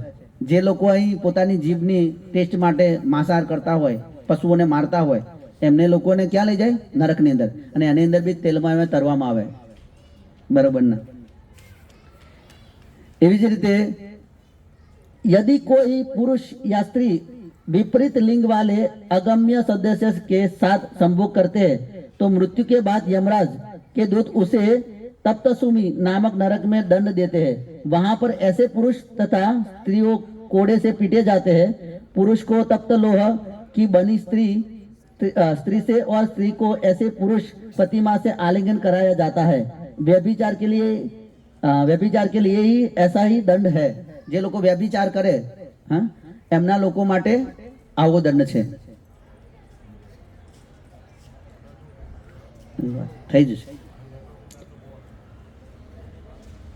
પછી અહીં શોર્ટમાં કહી દો કે જે લોકો આ જે જીવડા છે, મચ્છર છે, આમ આમ આપણે હમણાં મોકડિયા છે, અહીં ખટમલ લખેલું છે, જો મચ્છર છે, આવા લોકોને બી મારે તો બી એને નરકમાં જવું પડે છે. એટલે સાવધાન થઈ જજો.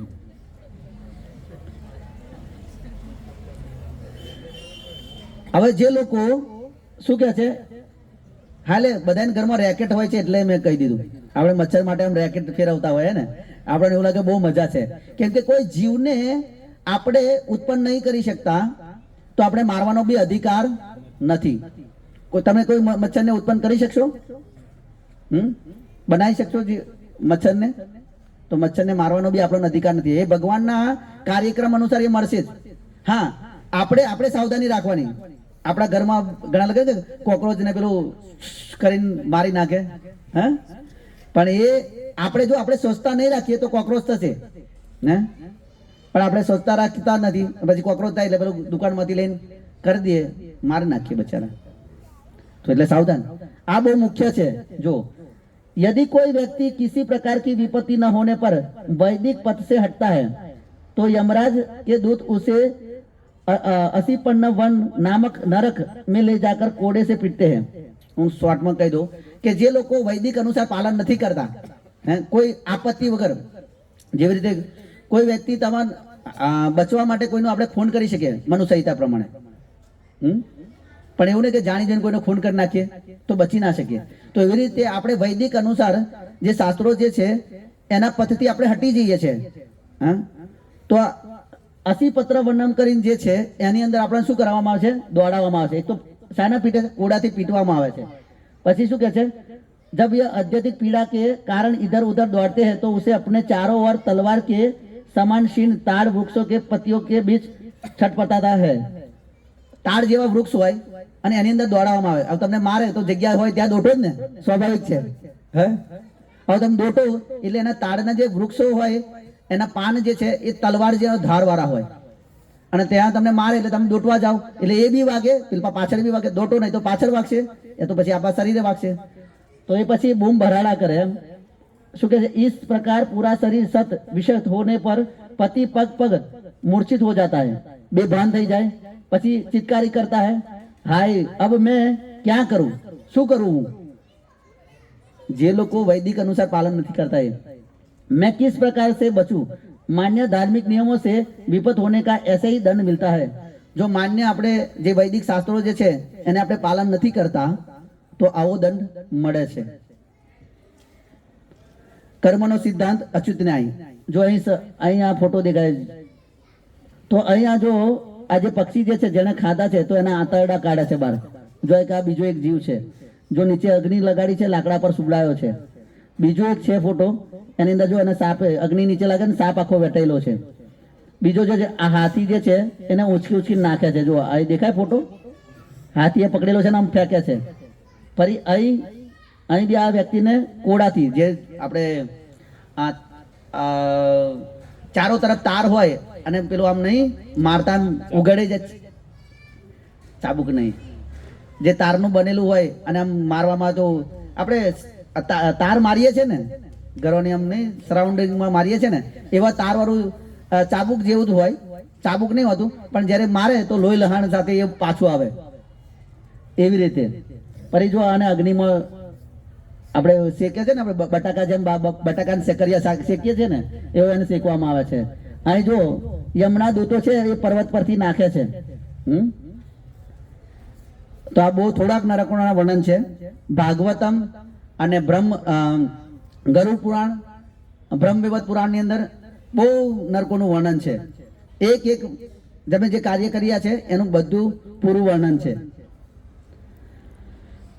તો શું આ કર્મ બંધન આ પાપથી મુક્ત થઈ શકાય? પાપથી મુક્ત થઈ શકાય?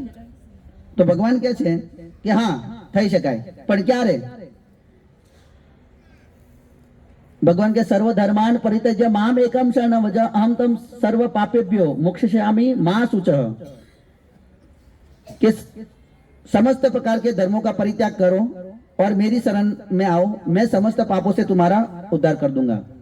जो આ વસ્તુ જે છે એ ભગવાન સિવાય કોઈ નહીં કહેતું. અહીં ભગવાન શું કહે છે?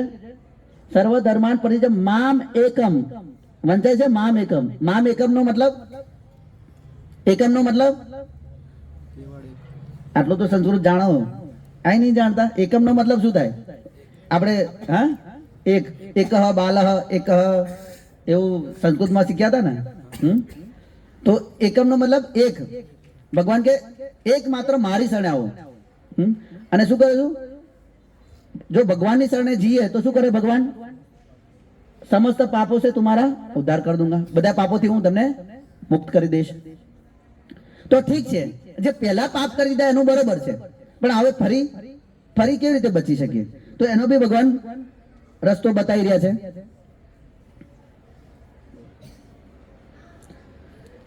कैसे भविष्य में कर्म बंधन से मुक्त रह सकते हैं? भविष्य में કેવી રીતે કર્મ બંધન થી આપણે મુક્ત રહીએ? તો કે છે यज्ञ अर्थ कर्मण्यो लोकोयम कर्म बंधन तदर्थ कौंतय मुक्त संग समाचरित. श्री विष्णु के लिए ही यज्ञ रूप में कर्म करना चाहिए, अन्यथा कर्म के द्वारा इस भौतिक जगत में बंधन उत्पन्न होता है. हे कुंती पुत्र, उनकी प्रसन्नता के लिए अपने नियत कर्म करो, इस तरह तुम बंधन से सदा मुक्त रहोगे. तो આપણે જે કાર્ય કરીએ એ ભગવાનની પ્રસન્નતા માટે કાર્ય કરવું જોઈએ. જેવી રીતે તમે પ્રસાદ ખવડાવીએ છીએ, બધા ભક્તો જ બનાવે છે. બહારથી અમે કંઈક ને બધા લોકો ધન સંપત્તિ કંઈક ને કંઈક દાન કરી રહ્યા છે, પણ અમે બહારથી નહીં તૈયાર નથી લાવતા, યા કોઈના જોડે બનાવતા આવતા નથી, પણ ભક્તો જ બનાવે છે. જેથી ભગવાન એની અંદર આપણે શાસ્ત્રોની અંદર કહ્યું છે કે મારા ભક્તો હંમેશા પાપોથી મુક્ત હોય. કેમ કે મને અર્પિત કરેલું ભોજન પ્રસાદ જ ખાય છે, એટલા માટે. તો એટલે તમારા માટે બધાને માટે વ્યવસ્થા એક પ્રભુજી એમને બહારથી બોલાયા છે પ્રસાદ બનાવવા માટે, કે કર્મબંધન ના લાગે એટલા માટે, પાપ ના ખાવ એટલા માટે. તો કર્મબંધનથી મુક્ત થવા માટે શું છે? ભગવાનની પ્રસન્નતા માટે જ કાર્ય કરવું જોઈએ. આ ભગવાનની પ્રસન્નતા તો ભાઈ શું નોકરી ધંધો અમે છોડી દઈએ? તમારે જેમ મંદિરમાં આવી જઈએ? હા, તો જરૂર નથી. તમે ઘરે રહીને કરી શકો. આપણું લક્ષ્ય કેન્દ્ર જેવું કે ને, મારું ઘર બને હો મારું ઘર બને વૈકુંઠ ધામ, તન મન ધન શ્રીજીના ચરણોમાં. હે શ્રીનાથજી, શ્રીજી, સાવરિયાજી, બધા લોકો પોતાના ભાગીદાર માનતા હોય છે. હા, સાવરિયાજી.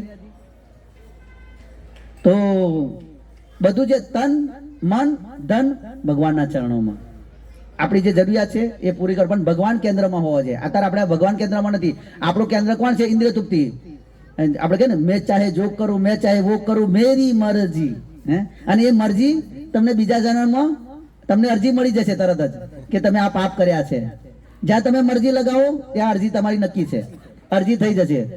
હા, આ જે 12 લોકો સાક્ષી છે એ તમારી અરજી કરી દેશે કે આ લોકોએ પાપ કર્યા છે, પોતાના મનમાં આવે એવી જ રીતે કર્યું છે. તો એટલે ભગવાનની પ્રસન્નતા માટે કાર્ય કરવું જોઈએ. કાલ એવું મેં હું કાલ. તો આ કાલ શું છે? તો આ કાલ જે છે એ સૂર્ય છે. સૂર્ય ભાગવતમને કહ્યું છે કે સૂર્ય જે છે એ બધાનું શું કરે છે? આયુષ્ય શું કરે છે? હણે છે. કાલ આપણું જુઓ, ઘણા લોકોનું 25 વર્ષ થયા છે, ઘણા લોકો 50 વર્ષના, ઘણા 75ના. બરાબર. હવે આપણે બધા કેવા કે કાલના મુખમાં છે. જે 25 છે, 25% જે ગયા છે એને પૂછો તો કેમ છો? તો કે મજા. આપણે કાલ સર્પરૂપી કાલ કે છે ને, હવે સાપના મોઢામાં હોય અને અડધો જતો રહ્યો હોય, પછી કેમ છો? તો કે મજામાં.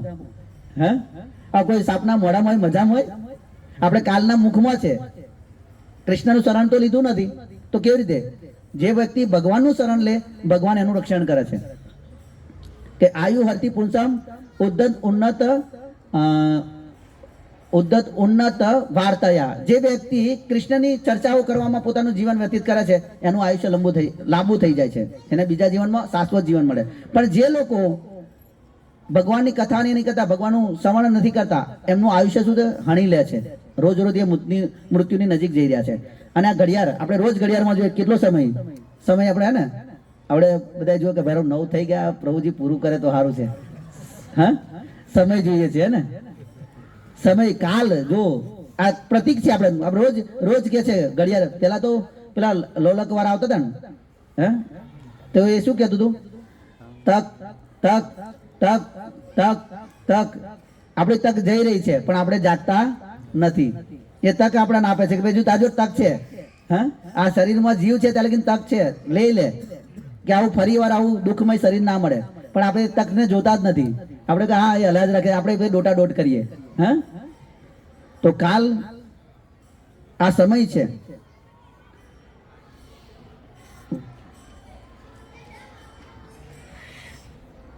तो भौतिक जगत का सबसे शक्तिशाली विनाशकारी आ काल है, बधानो विनाश करवा वालो काल है। प्रकृति के सभी परिवर्तन का कारण અહીં બધા આપણે પરિવર્તન જોઈએ છે. આપણા શરીર બધા હે, જ્યારે જેને મને નાનો હશે ત્યારે જોયા, અહીં ત્યારે જોયો ને અત્યારે જોયો તો એમ લાગે બહુ પરિવર્તન થઈ ગયું. હે, આ તો આપણે કોઈ બહાર ગતાર્યા હોય યા તો બહુ સમય પછી મળે તો આપણે જોઈએ છે ને કે બધા પરિવર્તન થઈ જાય છે. હે, ચહેરાનું આખું ચહેરાનું પરિવર્તન થઈ જાય, આપણે ઓળખી જ ના શકીએ. આ સમય આપણા મોડેલ કોણ બદલે છે ખબર? આ સમય બદલી લે છે. આપણે જો નાના હોય તો કેવું લાગે આપણે કે હું આવો હતો હે, પણ ગયડા થાય તો આખું મોડેલ ચેન્જ થઈ જાય, આખું હે પરિવર્તન કરી દે. આ સમય કરે છે. ફરી 6 પરિવર્તન થાય છે આપણા, એ આગળ જોઈએ આપણે. અને આ જે શક્તિ જે છે આ કોની છે? કાલ શક્તિ કોની છે? તો કે ભગવાનની છે. तो जो 6 परिवर्तन है तो ये है काल के कारण भौतिक प्रकृति 6 प्रकार के परिवर्तन होते हैं. एक तो जन्म लेવું, जन्म ले છે, પછી શું કરે છે? વૃદ્ધિ થાય છે, થોડોક સમય વૃદ્ધિ થાય, પછી 15 થી 16 વર્ષ લગીન શું આ શરીર એવું કે સ્થિર રહે. ઓ સોરી, હા 15 થી 30-25 સમજો ને, 15 થી 25-30 એનાથી વધારે નહીં એવરેજ આવી ગઈ. ત્યાં લગીને આ શરીર આપણો સ્થિર લાગે. પછી 8-10 યા તો છોકરા ઉત્પન્ન કરવા, ફરી આ શરીર કેવું થાય? ક્ષીણ થતું જાય, હે ને. પછી મરી જાય. તો આ 6 પરિવર્તન થાય છે. અને આ કોણ કરે છે? સમય, કાલ કરી દે, આપણે પરિવર્તન કરી દીધા છે બરોબર ના. કાલ ભગવાન કૃષ્ણની શક્તિ છે. ભગવાન ભગવદ ગીતાની અંદર કે છે કાલો કાલો અસ્મિ અહમ લોક કૃત પ્રવૃત્તો લોકાન સમાહૂર્તમ ઇહ પ્રવૃત્ત. अर्जुन ने क्या है कि भगवान ने कहा समस्त जगतों को विनष्ट करने वाला काल हूं मैं यहाँ समस्त लोगों को विनाश करने के लिए आया हूँ. तुम्हारे पांडव के अलावा दोनों पक्षों के सारे योद्धा मारे जाएंगे. तो શું છે? કાલ જે છે એ કોણ છે? ભગવાન કે હું છું. કાલો અસ્મિ અહમ, હું કાળ છું અને બધાનો વિનાશ કરું છું.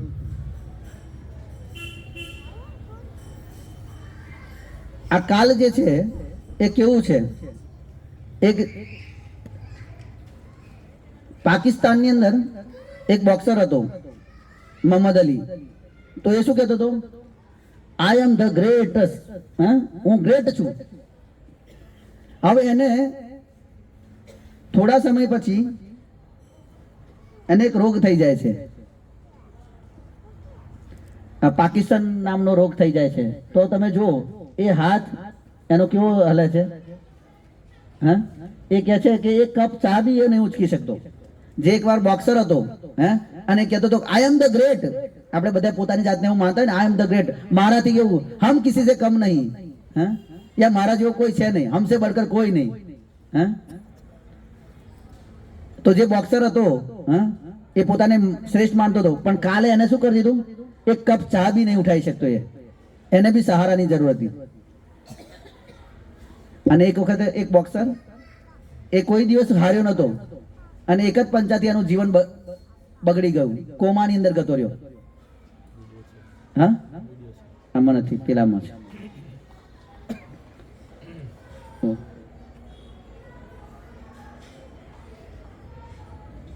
હવે આપણે જે જૂના જમાનાના જે મોડેલ હતા સુપર હિરોઈન જે કહીએ એમના આપણે વિડીયો જોઈશું, જો એમના મોડેલ કેવા ચેન્જ થઈ જાય છે. એટલે આપણા અત્યારે જે છે એ બદલવાના છે, આપણે બદલાઈ જશે.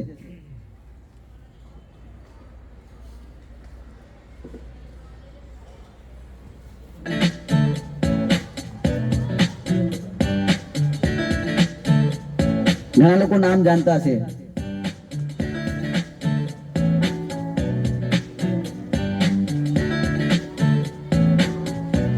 પહેલા આવા હતા, અત્યારે આવા થઈ ગયા. પહેલા આવા હતા, અત્યારે આવા થઈ ગયા.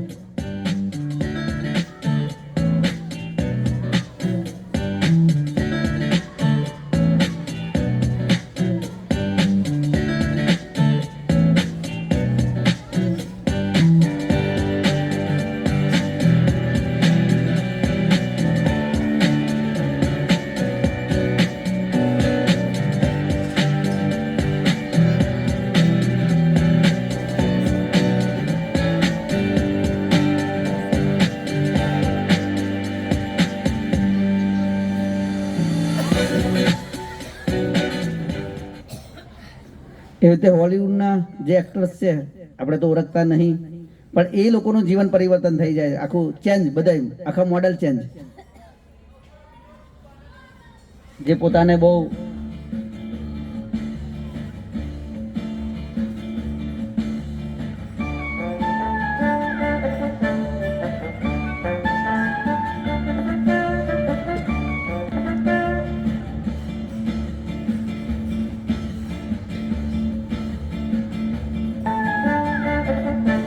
આ મોટા મોટા હોલિવૂડના એક્ટર્સ છે.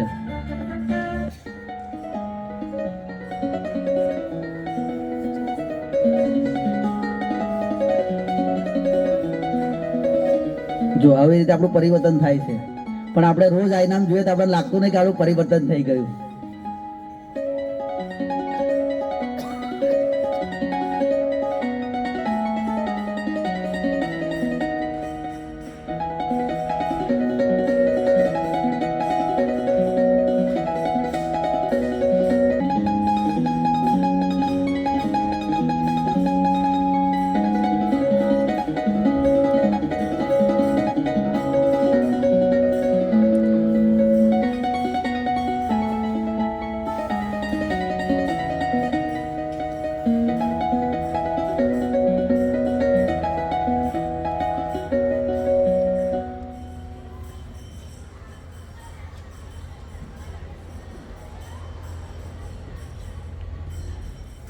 તો વારંવાર આવા શરીરો બદલવા, આવો મોડેલ બદલવા, એના કરતો એક બીજો એક રસ્તો છે જે આપણે ભગવાન સાથે નિત્ય આનંદ માણી શકીએ, ભગવાન સાથે રમી શકીએ.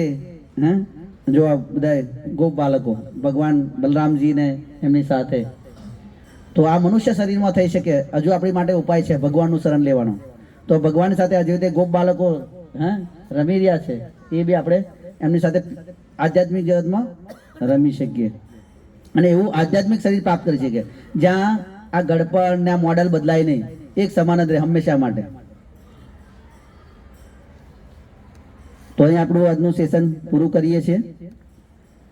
કોઈને કોઈ જિજ્ઞાસા હજુ કર્મના સિદ્ધાંત ઉપર વધારે બીજો એક સેશન જે છે, 2 સેશન છે એના, તો એ આગળ ઓવરવ્યુ કોર્સ છે એની અંદર જોશું. હજુ કર્મનું મેં બહુ સમજાવ્યું જ નથી, કેમ કે આપણી જોડે સમય નહીં એટલા માટે.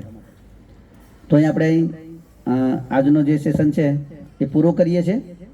કોઈને કોઈ પ્રશ્ન હોય તો પૂછી શકે. તો બીજા શાસ્ત્રોની અંદર કહ્યું, શ્રીમદ ભાગવતમની અંદર કહ્યું કે પ્રશ્ન પૂછે છે તો 3 લોકોનો લાભ થાય છે. એક તો જે પૂછે છે એને, જે જવાબ આપે છે એને, અને જે સાંભળે છે એને. એટલે પ્રશ્ન પૂછવામાં કોઈ સંકોચ રાખવો નહીં. હા, નહીં ખબર હોય તો આપણે બધાને ખબર પડે. અમુક લોકો એવા હોય કે ના પૂછાય આપણાથી, બધા હશે, પણ હશે તો શું, પણ આપણને ઉપાય તો મળી જાય ને કે ભાઈ આમાંથી કેવી રીતે નીકળવાનું છે, અહીં રહેવા માટે નથી આપણે. તો આજના દિવસની અંદર આપણે શું સમજ્યા? ભૌતિક પ્રકૃતિનો માલિક કોણ છે? આપણે કોણ છે?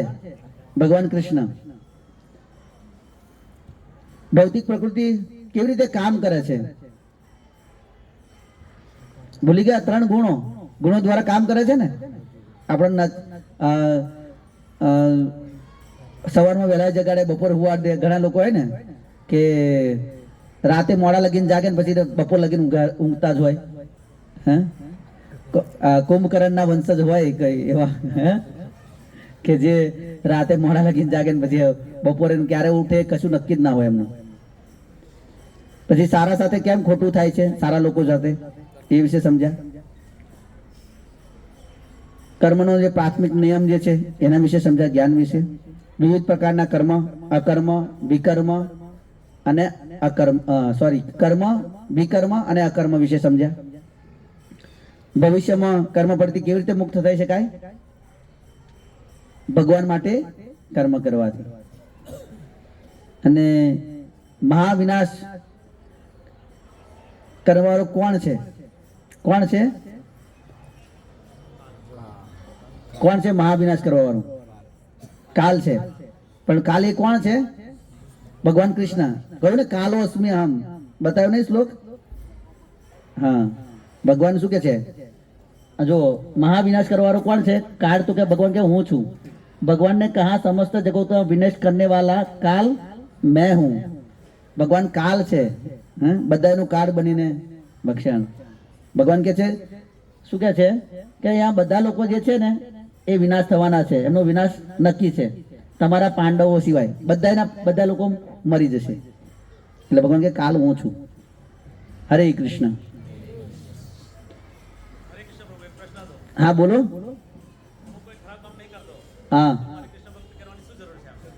મેં સમજાવી દીધું જે તમે નહીં હોય કર્મની અંદર, કે તમે ખરાબ નહીં કર્મ કરતા તો ભક્તિ કરવાનું. કેમ કે આ મનુષ્ય જન્મ જે છે એ શાના માટે મળ્યું છે? પહેલા દિવસમાં સમજાવ્યું હતું. એક તો પરમ સત્યની શોધ માટે અને દુઃખોની મુક્ત થવા માટે. તો ખરાબ નહીં કર્મ કરતા તો તમે કરો, સારું કરો છો શું? કેમ કે જેના માટે જે વસ્તુ આપ્યું છે, તમે પોતાના માટે તો કંઈ સારું કરતા જ નથી. કે જેના માટે શરીર મળ્યું છે કે આ ભૌતિક જગતમાંથી મુક્ત થવા માટે, એ તો કરતા નથી. તમે ભગવાનની આજ્ઞા પ્રમાણે કરતા નથી, તો સારું શું કહેવાય? સારું ત્યારે કહેવાય જ્યારે આપણે ભગવાનની આજ્ઞા અનુસાર કાર્ય કરીએ તો એને સારું કહેવાય. એવું નહીં કે મનમાં આવે તો હું કઈનું ખોટું નહીં કરતો. ખોટું બીજાનું શું, આપણું પોતાનું કરીએ છીએ. આ જન્મ જે મળ્યો છે એના વિશે કોઈ જિજ્ઞાસા જ નથી. મારું મૃત્યુ પછી મારે બીજા જન્મમાં જવાનું છે, એના માટે કોઈ જિજ્ઞાસા નથી, એના માટે કોઈ એવા કાર્ય નહીં કરતા, તો પછી ખોટું જ છે ને. એનાથી શું સારું હોય? આપણે બીજાનું બગાડતા તો બગાડીએ જ છે, પણ પોતે આપણું પણ બગાડીએ છીએ. આવું કઈ નહીં કે ભાઈ ભક્તિ અત્યારે થોડી થાય, આ નાનપણમાં થોડી ભક્તિ થાય. મને ઘણા કહેવા આવ્યા હતા જયારે સાધુ બનવાનો હતો ત્યારે, કે ભાઈ સાધુ બનવાની શું જરૂર યાર? આ બધા લોકો સારા સારા જો જતા રહે સાધુ બની જાય તો કોઈ સાધુ બને નહીં. એટલું આસાન નહીં સાધુ બનવું. એટલે જરૂરી નથી કે સારા કર્મો આપણને ખબર જ નથી. શાસ્ત્ર અનુસાર તો કરતા નહીં, આપણા મનમાં આવે રીતે સારા કર્મો ના કહી શકીએ ને. આપણે જો ભગવાનના આદેશ અનુસાર કોઈ કાર્ય કરતા હોય તો એને સારા કર્મ કહે છે. તો પછી એ ઓટોમેટિક ભક્તિ થઈ ગઈ, કર્મ યોગ થયો. ભગવાન માટે યા ભગવાનથી જોડાઈ જઈએ તો એ સારું કર્મ છે. ભગવાનથી જોડાયા વગર જો કાર્ય કરીએ તો યોગ નથી, કર્મયોગ નથી. આપણે કાલના દિવસની અંદર આ જોવાનું છે. પાંચમો દિવસ કાલે છે, અલગ અલગ યોગ વિશે સમજીશું કે સર્વશ્રેષ્ઠ યોગ કયો છે જે ભગવાનની પ્રાપ્તિ કરાવી શકે સરળ માર્ગે. એના માટે આપણે કાલે જોઈશું. તો કાલે બધા ટાઈમ પર હાજર રહેજો. હરે કૃષ્ણ. બીજું હા હા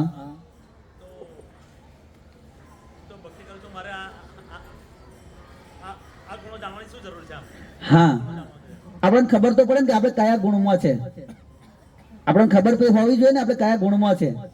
આ ભક્તિ કરતા હોય રજોગુણમાં કરતા હોય, જે તે રજોગુણ ને તમોગુણ. એક ભજન કહીને તમને સંભળાવી દઉં. ગંગા જમુના મોનાય કાગડો કારો ને કારો, કદી ના ઉજળો થાય કાગડો કારો ને કારો. આ તો તમે જોતા હશે ઘણા લોકો ભજનમાં જતા હશે અને પછી ચાય પીતા હશે, બીડી પીતા હશે. તો શું ગયા ભજનમાં? એટલે એને ખાવાને માટે મેવા મીઠાયા, એઠવાડો વેણી વેણી ખાય કાગડો કારો ને કારો. તો પ્રકૃતિના ગુણ જે છે એ જાણવા જરૂર છે. આપણે કયા ગુણમાં છે અગર આપણે નહીં જાણતા એટલે આપણે કાકડા જેવા છે, આપણે બધું કરીએ છીએ, ભજન બી કરીએ છીએ માનો કે, પણ શાસ્ત્ર અનુસાર નહીં કરતા. હા, જે હું એક બહુ વર્ષોથી ચોથા 5 વર્ષ જે ગુરુનું મેં માન્યા, હું જ્યારે ક્યારે મને ખબર પડી 5 11 16 17 વર્ષે ખબર પડી કે આ ગુરુ તો ઢોંગી જ છે, કોઈ શાસ્ત્ર અનુસાર જ્ઞાન જ નથી. જ્યારે ઇસ્કોનમાં જોઈન થઈ ગયો ત્યારે ખબર પડી કે એ ગુરુ એવું કે આ સંતો ભક્તોને બધા ચા પવડાવો, ત્યારે ખબર પડી કે આ તો કોઈ શાસ્ત્ર અનુસાર બોલતો જ નથી ભાઈ. અને હું જેને ગુરુ માનતો હતો, હે દર એટલે ગુરુ પૂર્ણિમા આવે ત્યારે ગુરુ ત્યાં પૂનમ ભરવા જઈએ. એટલે બહુ સાવધાન, ખાલી ગુરુ જોવા જોઈએ. હા, કોઈ બી ગુરુને એમ ગુરુ નહીં બનાવી દેવા જોઈએ. શાસ્ત્ર અનુસાર એ કાર્ય કરે છે. આપણે પહેલા દિવસની અંદર જોયું, પણ ખબર નહીં તમે ધ્યાન હોય કે ના હોય કે શાસ્ત્ર અનુસાર પોતાના જીવનમાં પાલન કરે છે. અને એના માટે આપણે બી અમે તમને એટલા માટે ભગવદ્ ગીતાના શ્લોક બતાવીએ છીએ કે તમે પ્લસ વાંચી શકો, જોઈ શકો કે હું જે બોલું છું સત્ય બોલું છું કે હું ફેંકો જ છું અહીંથી એમ. હા, મને ખબર છે, એટલે હું અહીં બહુ પ્રવચન એવું કરવા આવતો નથી. આપણે પાલન કરવા વાળા નથી, કેમ કે ઘર કી મુર્ગી દાલ બરાબર. તમને એવું લાગે કે આ તો ઠીક છે, આપણા જ છે ને, બોલ્યા કરે, પણ આ મારું નથી. આ જ્ઞાન કોનું છે? ભગવાનનું છે. અને એને નહીં ફોલો કરો તો કર્મના સિદ્ધાંતની અંદર ફસાઈ જવાના છો નક્કી. જો નીકળવું હોય તો હજુ બી આપણી જોડે સમય છે, બેસવું હોય તો બેસી જજો. હે, ગાડી ઉપડી જાય છે, હે, ભક્તિના માર્ગ પર. આ મોકો બધાને નહીં મળતો. એટલા માટે બહુ કોઈ આપણા કોઈ પુણ્ય, તમે જો અમે બહુ પ્રયાસ કર્યો, ઘણા મારા મિત્રોને બી કહ્યું, પણ નહીં આવી શક્યા. જે અમે સાથે પેલા એક થાળીમાં જમવાવાળા એવા મિત્રોને બી કહ્યું, પણ નહીં આવી શકે, એમના પુણ્ય નથી. અને એવું કહ્યું કે આવો કોઈ સંબંધ બી નહીં રહે તો બી નહીં આવ્યા. તો એટલે એમના પુણ્ય નથી. આ જે લોકો આવ્યા છે એ કોઈ પુણ્ય છે. તો જે પુણ્ય પ્રાપ્ત થયેલું છે તમને એનો સદુપયોગ કરો, કે આને કૃષ્ણને માનો, એને ધ્યાન રાખો જીવનની અંદર. જીવન આપણે પોતાનું બગાડી રહ્યા છે. બીજો કોઈ પ્રશ્ન? એટલે ભક્તિ એવી રીતે કરવાની, શાસ્ત્રો અનુસાર કરવાની. ભક્તિ એવું નહીં, ભક્તિ હું સવારમાં વહેલો બી ઉઠું છું તો વહેલો ખાલી ઉઠવાથી કઈ મતલબ નથી. ઉઠવાની સાથે શાસ્ત્રના અનુસાર આપણે કાર્ય કરીએ, ભગવાનની અનુસાર, ભગવાનની આજ્ઞા અનુસાર. જેમ ભગવાને કહ્યું સર્વ ધર્માન પરિત્યજ્ય મામ એકમ શરણમ વ્રજ, કે બધું છોડીને મારા શરણે આવ. તો ભગવાનની આજ્ઞા, ભગવાનની વાત માનવી એ ભગવાનનું શરણ છે. એવું નહીં શરણ એટલે ભગવાન આવતા તમારા શરણે આવી ગયો, હવે મને મારું રક્ષણ કરો. એટલે ભાઈ શું રક્ષણ કરે? એક તો તું મારું કહેલું તો માનતો નથી. આપણે આપણા બાળકોને કહીએ ને, બાળકો બહુ જીદ કરતા હોય, ભાઈ એને સમજાવીએ, અને ના સમજે તો લે મર, એવું કહીએ ને. ઘણી વખત બહુ છોકરો બહુ જીદ કરે, હે ના વસ્તુ ના આપીએ તો એ બહુ રડા ઉપલ થાપલ કરી દે, અને પછી એ બહુ કંટાળી આપણે, એટલે કે લે આપી દઈએ ને. તો ભગવાન કહે છે ભગવાનની વાત માનવી. આપણા માતા પિતા આપણા નાના હોય તો ભણવા માટે બહુ ફોર્સ કરતા કે ભાઈ ભણ, અમારી જેવી પરિસ્થિતિ ના આવે તારી. કારણ અમારી પરિસ્થિતિ શું છે અમને ખબર છે. હે, પણ આપણે ત્યારે ના મળે કે ભણવામાં બહુ ધ્યાન જ ના આપીએ. પણ ફરી મજૂરી કરવાની ખબર પડે ત્યારે મજૂરી થાય, મજૂરી કરીએ ત્યારે ખબર પડે કે સારું ભણ્યા હોત તો સારું, માતા પિતા કહેતા હતા, પણ આપણે ત્યારે નહીં ધ્યાન આપતા. એવી રીતે ભગવાનની વાત નહીં માનીએ તો સજા નિશ્ચિત છે. બીજું કોઈ? હા, શું હતું પ્રભુ તમારું?